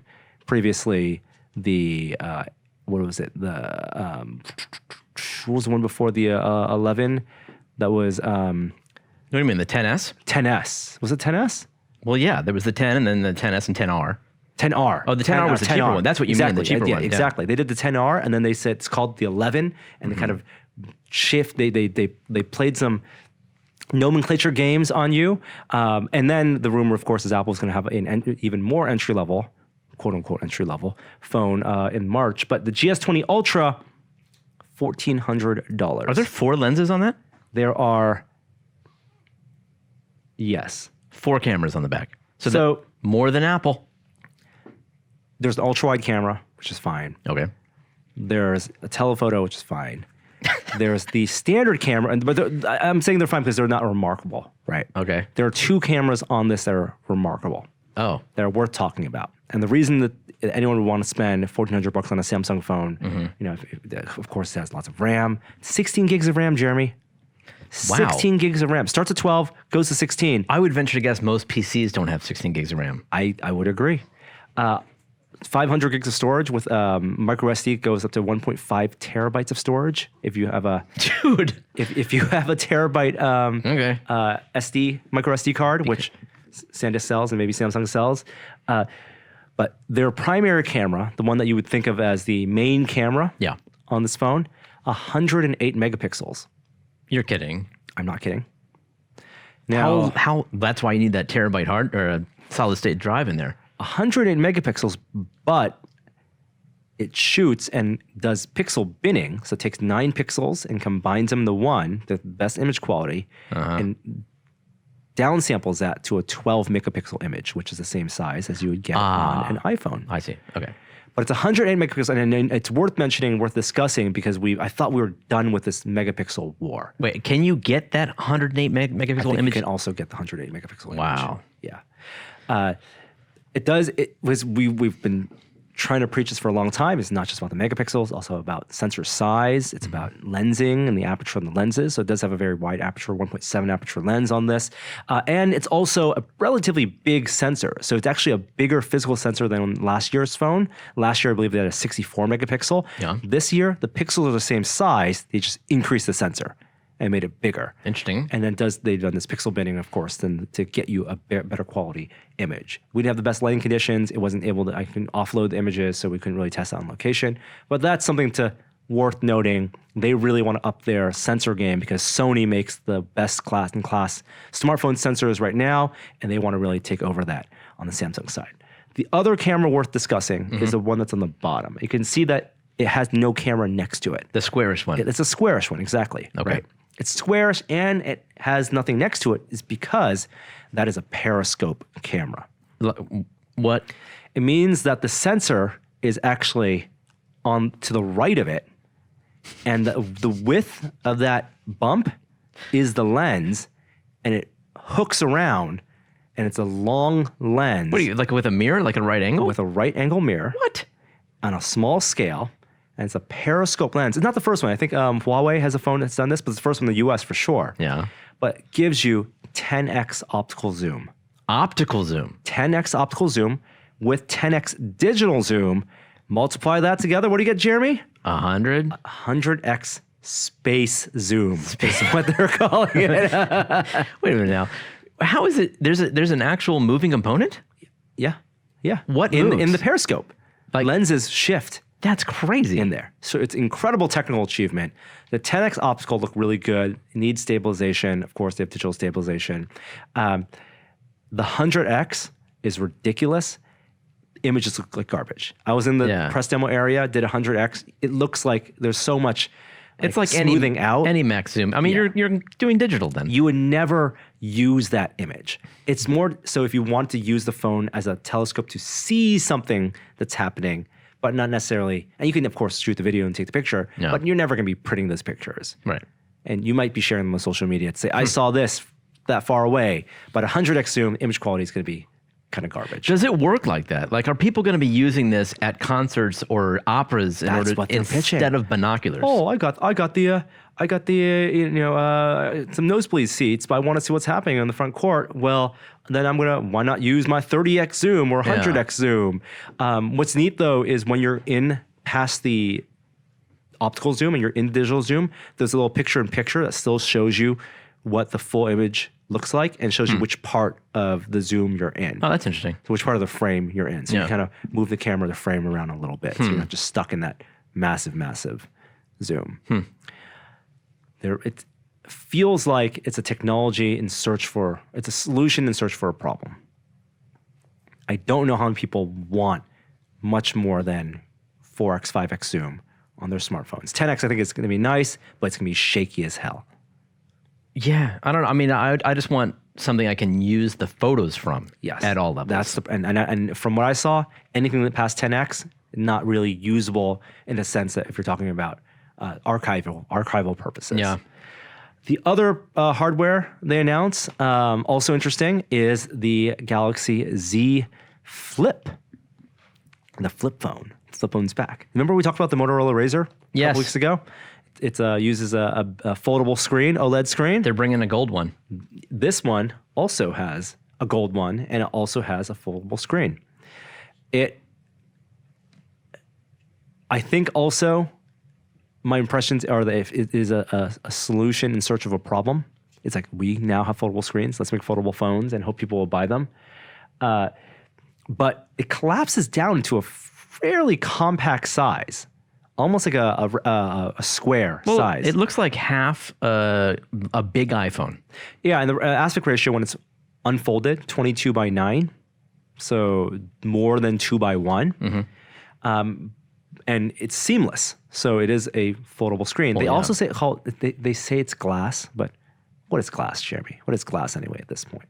Well, right. What do you mean? What is glass? It's not. They say it's not plastic. It's glass screen. It's a bendable glass screen. Bendable glass. I know it's not brittle or anything, but I think it's their way of using material science, of fudging the lines, and saying it's resistant. It's like scratch resistant, and it won't peel. You don't need that protective layer, which the Galaxy Fold needed, and a lot of people accidentally peeled off the protective layer. Yep. The hinge is. They're very proud of it. It's rigid, so it can stay open to whatever hinge, the angle you want. It's easy for me to flip out with one hand or close and collapse with one hand. Rated for 200,000 opens and closes before you damage the screen, according to them. Also, $1,400, $1,380. I guess it's interesting from a resilience standpoint too, because if it is closed, then you protect the screen. It's protected. You don't no need for a case. Yeah. That's a really good point. I like when it's closed that it's easy to store in like a short pocket or back pocket. It's a little bit thicker, but like the compactness of it, I think, is going to work well for people who want to put it in their purses, their clutch bags. Like if you have a clutch bag and you don't want to put a giant note phone in there, right? You can have a 6.7 inch tall phone that's collapsed, and you can put it. You can also, there is a 1.1 inch OLED screen on the front. Oh. That displays passive information like time notifications, or you can actually use it to see yourself and take a selfie with the outward-facing cameras. People like taking selfies.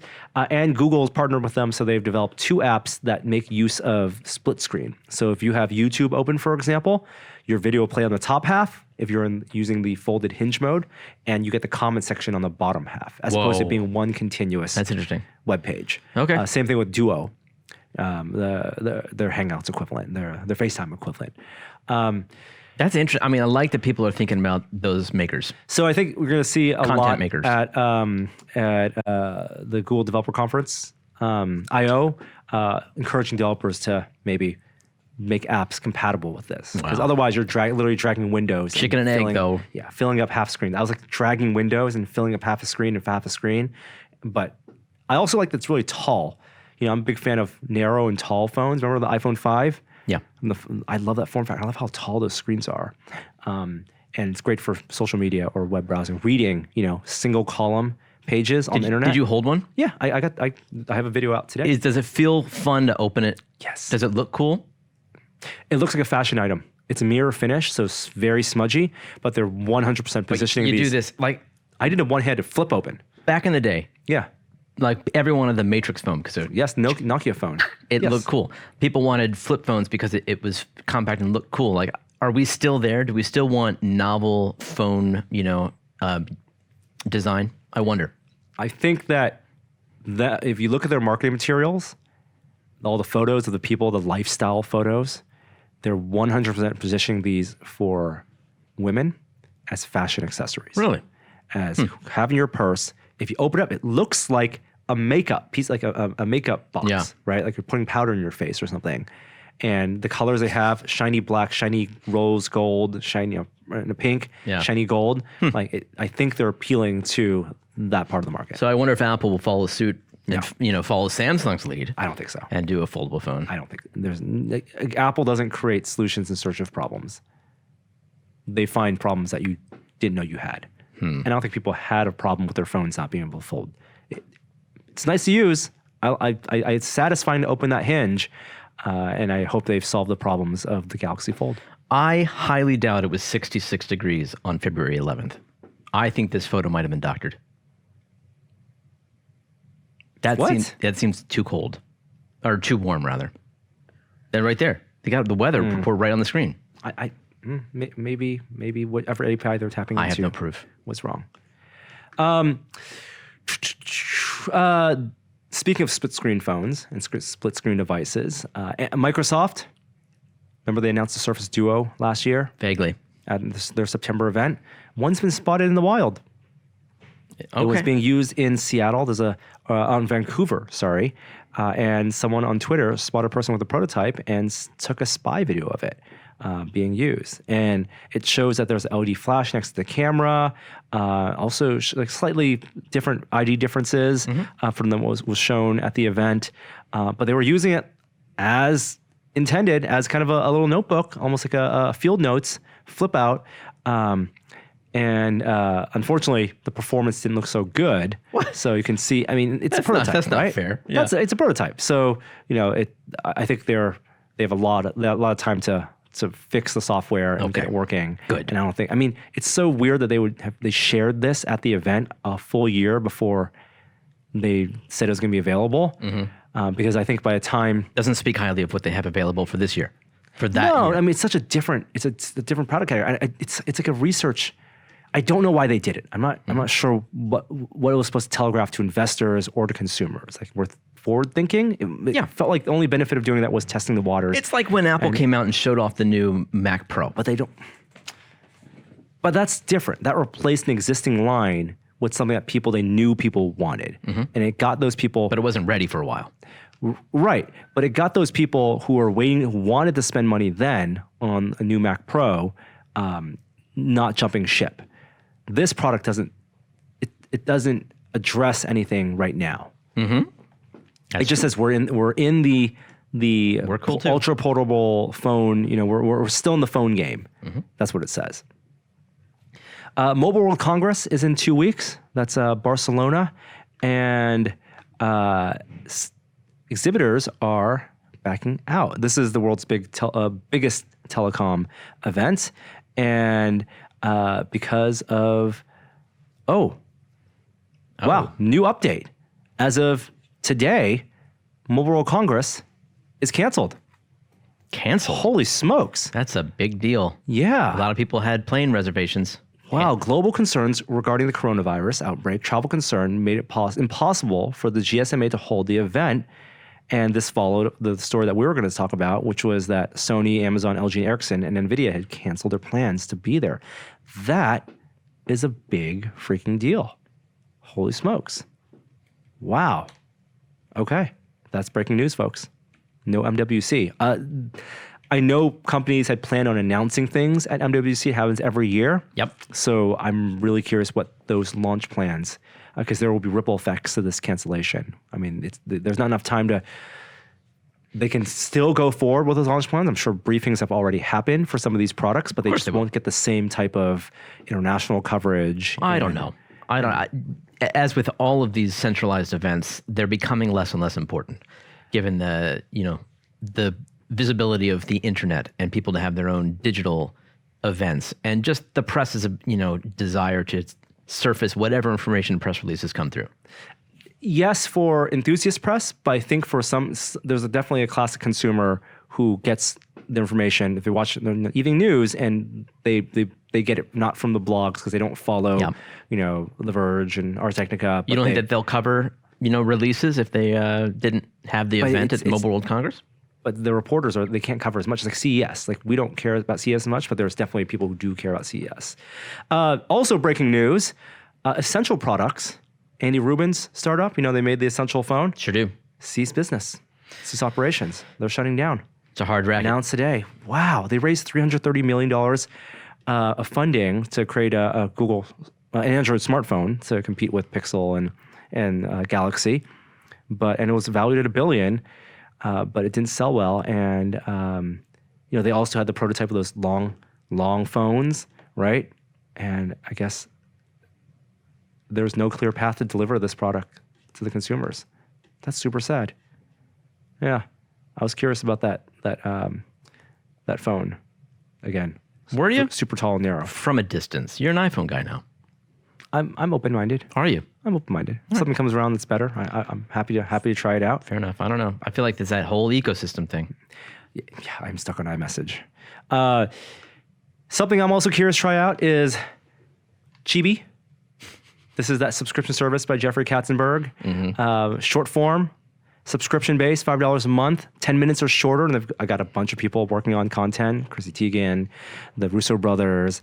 I wanted to bring this up because remember at CES, they announced that they had their proprietary technology that would let video be watched landscape or portrait and would kind of recrop and do pan and scan, right? And I was curious how that would happen. And there's an article on Protocol profiling their CTO, who's Tom Conrad, Chief Product Officer, CPO, Chief Product Officer, who actually I worked with back at Pandora. He was also previously at Apple. Wow. But apparently all Chibi shows are shot Square? at 8K. Oh, yeah. And then edited in separate and landscape and portrait versions. Whoa. For this turnstile feature. So Sorry, not all, most. So it switches between the two. So it switches dynamically between two versions of the show. The Zoom tech must be really cool because it should be seamless. That's what it has to be. It can't be loading a new video. Right, but I'm saying that like if you switch between the two, the blend, that'd be neat. Because you're at some point, you're not in either portrait or landscape. You're at an angle, and at what point does it? Well, I'm does actually it fill up those extra pixels. Even if it's like a binary moment where it has to switch, it would need to know where to zoom in the frame. Yes. In order to fill that, frame. Well, it said not only are they being shot at 8K, but they're edited. There's two separate edits. Yeah, I get you. Right. That's neat. So at that timestamp, they would have the point of the frame, and you would hope that whatever is centered in frame gets smoothed in. I want it to be where no matter how you rotate the phone, it's like you see the extra pixel on the side. It just uses the accelerometer. Yeah, exactly. It's a big square. Yeah. And then kind of moving it along. That's part of Chibi I'm the most curious about. Yeah. That part of the tech. And speaking of streaming services, the most relevant consumer news in tech this week is that Netflix has allowed you to turn off the autoplay preview feature. Unbelievable. You thought it would never happen. In the menus. Why did it take so long? Yeah. But here's the deal. I tried to do it on my Apple TV. Couldn't do it. You got to go to the website. Oh my God. Log in on the web. Go to your profile. Turn it off. You'll be a happy camper. Shaking my head here. Shaking my head. All right, that does it for technology news. Let's move to...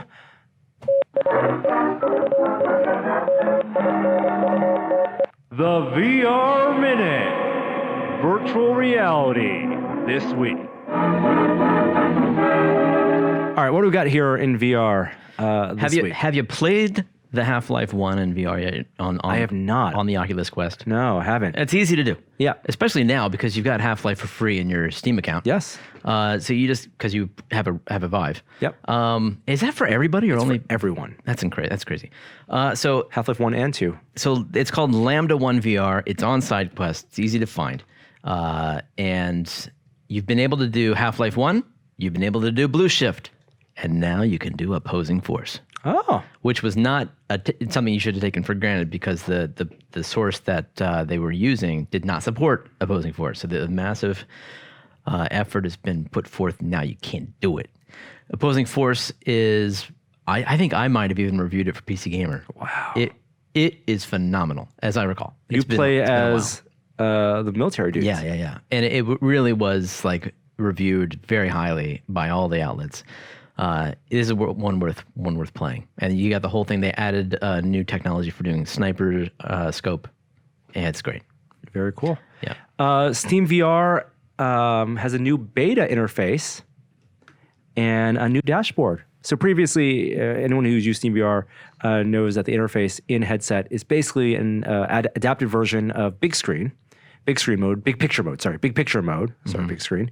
And Steam VR now has a new dashboard, which is in beta, that's actually a little reminiscent of the Oculus Quest interface. Well, I think the curvature and the dimensions and the bar at the bottom. Yeah, it's a floating gray menu floating behind the kind of like Northern Lights background with the grid you get. They do that. Yeah, exactly. But that's where you only see that when stuff's loading. Curved interfaces they look good in VR. Yeah. What do you think about this insistence on people to do two-dimensional interfaces in VR? Is it the best solution? Like a mouse pointer? Laser pointer, like a laser, like a cast ray. Right, like a laser pointer with a two-dimensional interface in a 3D realm. I mean, if there's text, then yes, you need a surface for the text. Then the Yes. rendering power and the pixel resolution isn't high enough that you can have that text on something that you can have at any angle. But isn't the power of VR, doesn't it become like really immersive, and you have those aha moments when things are near field and you can actually touch things? Yeah, it's Unix. I know this, right? It's a GUI. Yeah. Or, it's Tom Cruise in Minority Report using things, moving things around. Like, I just feel that's more immersive, but I think the studies have shown that people don't want to exhaust their arms like that. Minority Report is great if you're watching someone else do it for a montage in a movie, but yes, and we are spatial, like the spatial aspect of grabbing things. I think there are people working on there are UIs in sandbox games that do a great job with that. It's and also Google stuff does a great job. But it's also limited to this arbitrarily sized polygon that probably fits within your field of view. I have a whole world around me. I would like to fill it with my stuff. Yeah. It goes to how much strain you want to put on people. Well, head strain and arm strain and wrist strain. Look at the home. The home goes against all of what you just said, like their whole home idea. And to be fair, like I don't think a whole lot of people like it. No, and use that to launch the games. Yeah. And that is and I could see them adapting home. Oculus, their home thing isn't a place where you still use a menu. It just is a place to be in. Right? Well, it's a you place use that the says menu you're in VR. to build your space and to build it out. But once it's already there. But once you're there, you don't use it to like grab a thing and say like, now I'm jumping into this game, or now I'm using, pulling this lever here. You can do that. You put your game cartridges out and put them into the console. People don't do that. No, you're right. Yeah. You want the quick access. I mean, honestly, the quickest way is to press the button on your desktop, put on the headset, and be in the game. Oh, yeah, right. Right. It's true. I don't mind it. I just wonder. Now we've had VR for 6-7 years, and it's been the same style of interface, and I just wonder what is VR capable of that we haven't tried yet. And I feel like it might be there. I mean, this is just basically a desktop interface that's macro. That's that's huge because we want to make things easily touchable. I would love to see, because a big screen allows you to do that. Big screen, if you're in the theater, you hold basically a palette, right? And you hold your menu, you can place it anywhere, and I like that. I would like to see it being, going back to the foldable phone, like a hinge interface where you have a menu, but you can also, it scrolls down in front of you, so you can look down. So it does go near field. Right. The Star Wars scroll, but scrolling toward you. Yeah, that'd be cool. So you have something where your hands naturally are, and you can interact and poke at things there, but then once you look further out into the curved menu, the laser pointer. Yeah, I mean, that's both worlds. Rec Room has an interesting solution where that's definitely near field. Yes, and it's a menu that you're touching, and you can go to the next. And imagine how much better that's going to be once they have hand tracking support. Yeah, definitely. Because right now finger pointing is not necessarily as precise as we want it to be. The Wands guys have been posting some updates on their hand tracking experiments. It looks a lot like the game that Oculus is developing, the magic cauldron and all the interactions. What's the wizard? Yeah, is that what it was that we tried it? No. That's. But I'm talking about like those that type of game. And it looks really cool. Like they've got water physics and everything. You're moving your hand to it. Hand tracking's coming. I mean, it's you can try it now, but there's no apps that support it officially. Well, and also there's an update to the Quest where automatically detects, and hand tracking isn't a toggle. It just turns on once if you don't see the controllers in field of view. Yeah, that's a great idea. Yeah. Last bit of VR news, there's a Humble Bundle for VR right now. Humble Bundle, of course, you can support at various degrees. If you want to just pay $1, you get 2 titles, Cosmic Trip and Smashbox Arena. But the best thing to do is to pay $15. Yeah, there's really no question here. There's no question. At $14.05, you get Gorn, Budget Cuts, and Space Pirate Trainer, which are great if you're as entry-level things to get in the VR. For $15, 95 cents more. Moss and Super Hot. Yeah, no question. Yeah, so 7 games in VR, no-brainer for $15, and you can get them in Steam. And I think this is going for another 12 days or so. So if you got a new Quest headset, if you want to use Oculus Link and do some desktop VR. Or a Vive or a Rift S, whatever you got. Spend the $15. No question. These are some great games. My shoulder's hurting, Jeremy. Yeah. The weight of this guy. Is it really? Really. It's sore. So do you want to reveal how that guy has stayed on your shoulder this whole show? He stayed on my shoulder by balance and with magnets. If you're listening to audio, I have a Banshee on my shoulder, and he has a little crook on the back of him, which is had shape for a shoulder, and underneath my shirt, I have a piece of steel that sticks to a magnet. Oh, that was painful. What? What Not was painful? It was sore. My shoulder's sore. From holding the Banshee up? Yeah, there's a little bit of gosh. weight to it. Wow. Yeah, I love this little thing. Best thing I got from Disney. You need a whole costume to go with it I do. Pauldron and everything. and a lot of makeup. Last segment. We have Ready? another segment? Oh my God. We are ready for it. This will have to be relatively quick. All right. We need a music segment. We for do this. need music. All right, let me get you set up. We're going to start our spoiler segment. If you haven't seen Picard episode 3 and you care about it, you're going to want to say goodbye now. We'll miss you and we'll see you next week. But now we have the spoiler alert up on the screen, which means Make it so. Engage. you have been warned. Spoilers. Okay. Episode 3. I confess, Jeremy, Okay. I haven't watched it since I watched it 3 weeks ago. With your name plastered on the screen the whole time. Watermark, yeah, because I got the review screener. And my excuse, I was on holiday. But I do remember most of what happened in the episode. Okay. What did you think? Because it starts off with a flashback, and we are introduced not only to Raffi, but as she is in the current day, but her relationship with Picard and what happened with the collapse of the rescue operation for Romulus. Does it start with that? Because we do meet Raffi because Picard calls her in the end of the second episode. I need a crew. And says, "Don't hang up." Don't hang up. So clearly they have a history. Yep, and thank goodness it's the old comm badge. Yeah, It's the Voyager comm badge. That's right. Yeah. Oh, is it? Yeah, Voyager, and it's introduced in First Contact. Interesting. So he calls her, says, "Don't hang up," and then we don't know who she is at the end of, or do we? No. He goes to her camp and he says, and she's very angry with him. She says, I think that's the beginning of this episode. I don't think so. No, that's the end of the second. Regardless, And then they okay, I'm leaving, but there are Romulans undercover here, maybe infiltrating Federation. Right. Here's some Picard wine, good vintage. And then he gets invited. Let's vape. So now you can really get to meet her. She's doing the 23rd century, 24th century equivalent of vaping, and she's not happy with Picard. Yeah. Now I gotta tell you, all things considered, it's a good episode. I am not okay with anybody calling him JL. Every time I was like, you can't keep doing that. It's Jean-Luc. It's Jean-Luc. It's like calling a 4-star admiral by some sort of pet name. You don't do it, okay? Yeah. It's Jean-Luc. It's Picard. It's whatever. It's Captain. It's Admiral or Admiral. Whatever you want to do, but have respect. I don't buy that they have such a deep friendship, more so than anybody on the Enterprise had with him, to give him a pet name. Maybe that's a story there. Maybe there's a story there where he was annoyed by it, and then it became endearing because of some bond they had, and became this quirk where only she gets to call him JL, and maybe she does it to needle him.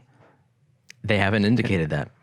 That's the canon I've built up in my head. He has needed to get on her good side, so maybe he's let it pass. Exactly. Maybe you're right. Exactly. Well, we do see in the flashback what caused Picard to leave the Federation. Yeah, 14 years prior. Yes. Something like I that. was kind of disappointed by this because he called it his final gambit, right? This was the thing that he had up his sleeve, the threat to resign. And it felt like a desperate and sad way to go.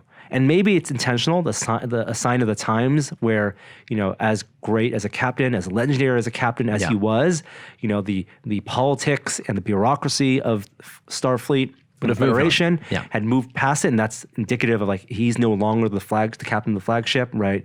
Even though he devoted his entire life to Starfleet, they cast him aside, essentially. But it seemed like, obviously it wasn't triumphant.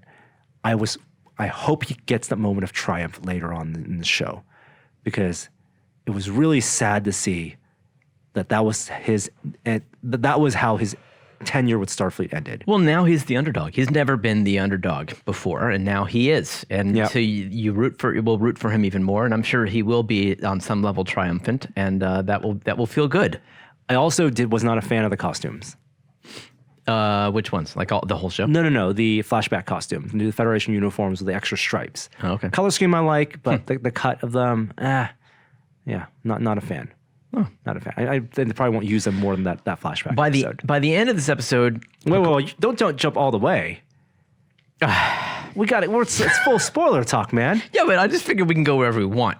We can jump to the end. We can jump to the middle. Okay. I was just going to say, by the end of the episode, he's got his crew. He's got a crew. He's got a crew. Not his. And we can talk about who joins him.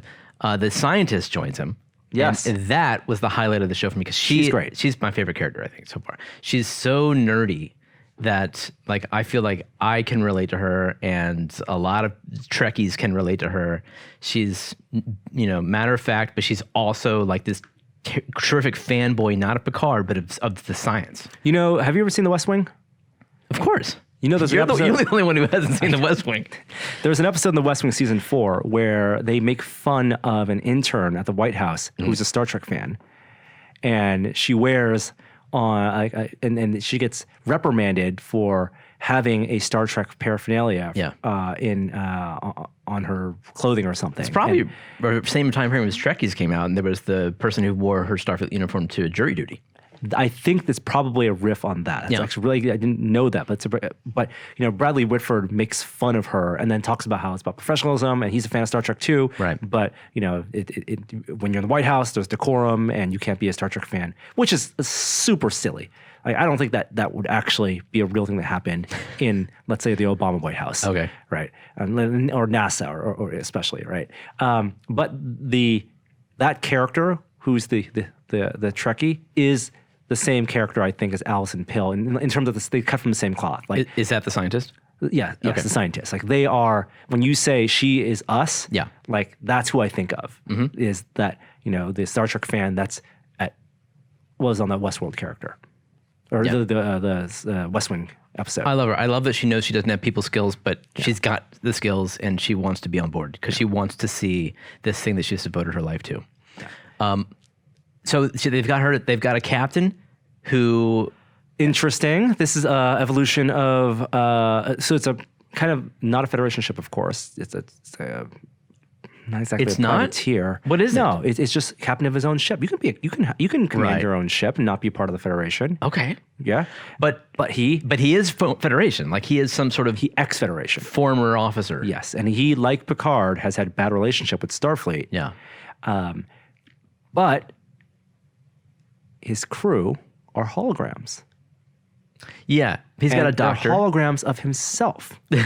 So that's kind of Voyager-esque, right? Like you don't know at first that the doctor is a hologram. But it's the first time we've seen a hologram be played by the same actor, basically representation of the captain of the ship, Yeah. as opposed to its own distinct Right. look and played by a different actor. Obviously, we have the technology now with motion control cameras to film two scenes. You have the acting challenge, the actors love to do.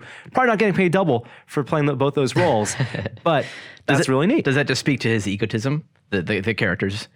Maybe, Egocentric. or it's definitely a look into his psyche. It's almost like what did someone say? It's like a Inside Out. It's like the different versions of him. Maybe. Different angels on his shoulder, devils on his shoulder. I hope we learn more about that. Like he hates it. Like maybe that would be interesting if he really hated. Like that was the only way he could get the holograms to work was to make them images of himself. But That's very vain. well, yes, but maybe it was a technical quirk, and he actually doesn't like it. You know what I mean? I think it's going to be less complicated than that. I think it's going to be more like the hat on a hat. Like they are representations of his psyche that like are his better halves and his, and But did he do that? Like, you want to know the story, or maybe that's just an option. You buy the package where you can have a crew, Right. And the easiest way to populate that is with your memory engrams. yeah. I don't know. It's also they have this new replicator technology. It seems like it can make things anywhere. You don't have to do it inside the closet anymore. It's like on the bridge. Right. You need medical stuff. You got it. You need a glass of wine. You got it. Yeah, it's just like you have holographic projectors everywhere. Previously, Right. the doctor was confined to sick bay Yeah. or the holodeck, and now it can be anywhere on the ship. Just like the transporter tech seems like you can go wherever you want. That takes extra power, I think. Less Okay. reliable than having the beacons. Ah. Yeah, that's why you needed the tripods in Next Generation for Right. the pattern enhancers. Right. Yeah. So what is the name of the character that calls him JL? Raffi. Raffi. So what do you think of Raffi? She seems like she's going to be an important spunky. character. Yeah, and I think that she is going to be a foil for.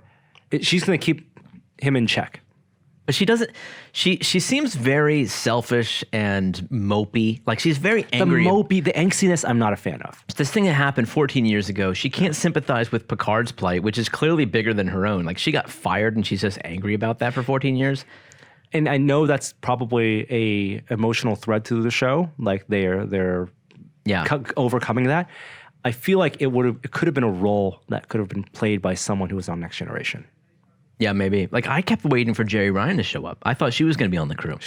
But I bet she's not on all the episodes. Well, yeah, but clearly. But I would have thought because there was always this like. But would have been interesting if it was like an Ensign Ro Lauren, Michelle Forbes. If it was like someone, if you know, it was someone we recognize from Next Generation, and then a rift cause, and because then you have more emotional investment as viewers on that character. I don't know. They have to walk a fine line. They have to walk that balance beam of fan service and hooking the old crowd as well as exciting. Still haven't seen Riker. The young and new. Still haven't seen. Has he directed any of these three? The next 2 episodes are directed by Jonathan Frakes. Okay. The other part of the show, obviously, he's going off ship, so his Tal Shiar friends. Dude, they're the best. I love. So this was a fantastic scene, and it just makes me wish more and more that they were on his ship. I know. I really hope it's not the last time we see them because they're not just like his caretakers in his last chapter of life, like the people who run the farm, the vineyard, right? But they're also badass. They're his bodyguards, freaking bodyguards, and they're also his advisors, and they owe their life to him. Yeah. I love those characters. I want to see more of them. Yeah. And then we have, of course, on the Borg cube, you have this whole conspiratorial story of the sister who has powers she doesn't understand. So we got Hugh. We got a lot of Hugh. Hugh. We did? What? Where was Hugh? Was Hugh that dude who was who gave her access to the room? Yes. That's the same character? That's the same actor. Did she call him Hugh? No, but you're supposed to know that that's Hugh. Wow. Oh, Jeremy, you got to rewatch the episode now. That's really interesting now. That's Hugh. Wow. Okay. So Hugh is a special Borg who he was the first one that was liberated by left alone and sent back to the collective and then as a weapon. It's essentially as a virus, right? Unintentionally. Yeah. But their hope was to encourage individuality. Yeah. And he did, and then splintered off basically a bunch of Borg, which were then commanded by Lore in the Descent Part 1 and 2. Didn't Data have a fraternal relationship with Hugh? Wasn't there? There was definitely a bond. Like an understanding. Yeah. Yes. But it's another one of, like Data, Picard's surrogate children.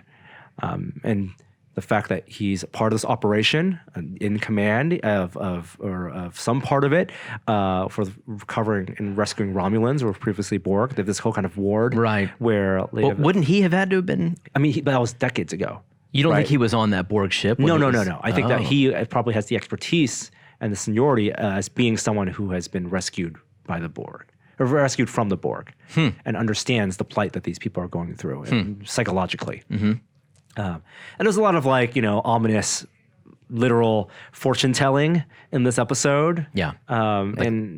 So we'll see. There's literally tarot cards. Yeah, exactly. So that was, I thought, a little bit overwrought, but that's part of the show. Aside from Hugh, that's the least interesting to me. Well, I keep waiting. It was filled with tension. It was filled with when is she going to start to discover her abilities? Right. And unfortunately, we didn't get nearly anything as exciting as the first episode when her sister discovers her, Jason Bourne abilities. Yes.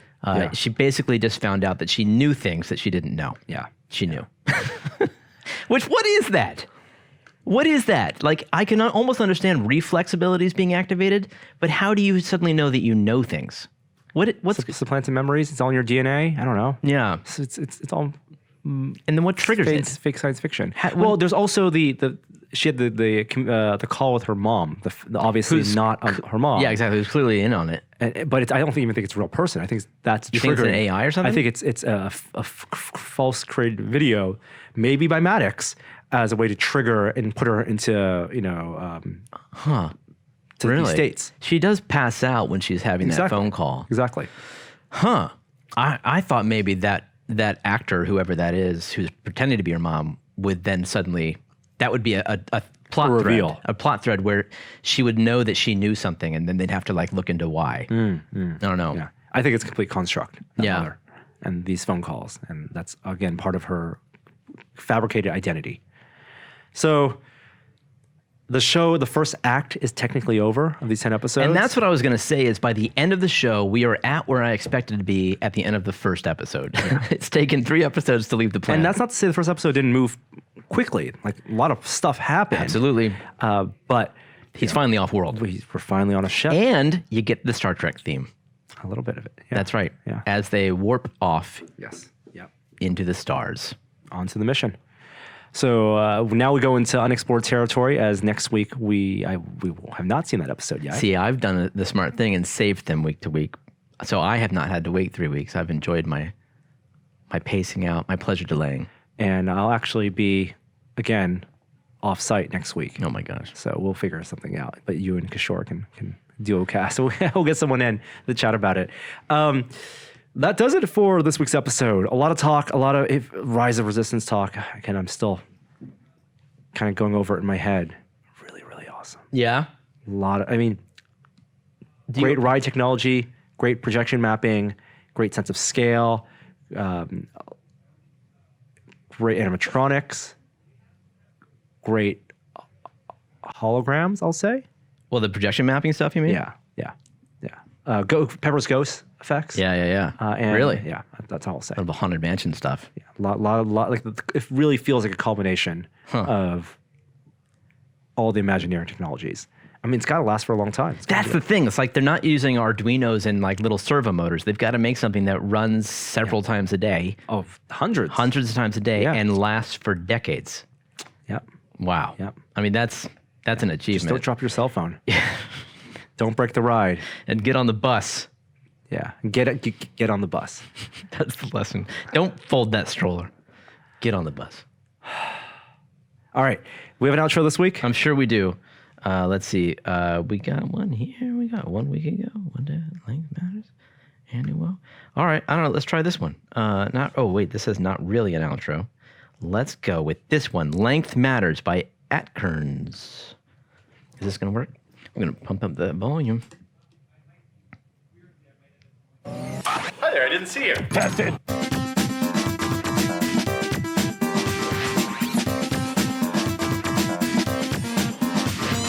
It's more flexible than I expected it to be. The 10-foot one, not the 15-foot one.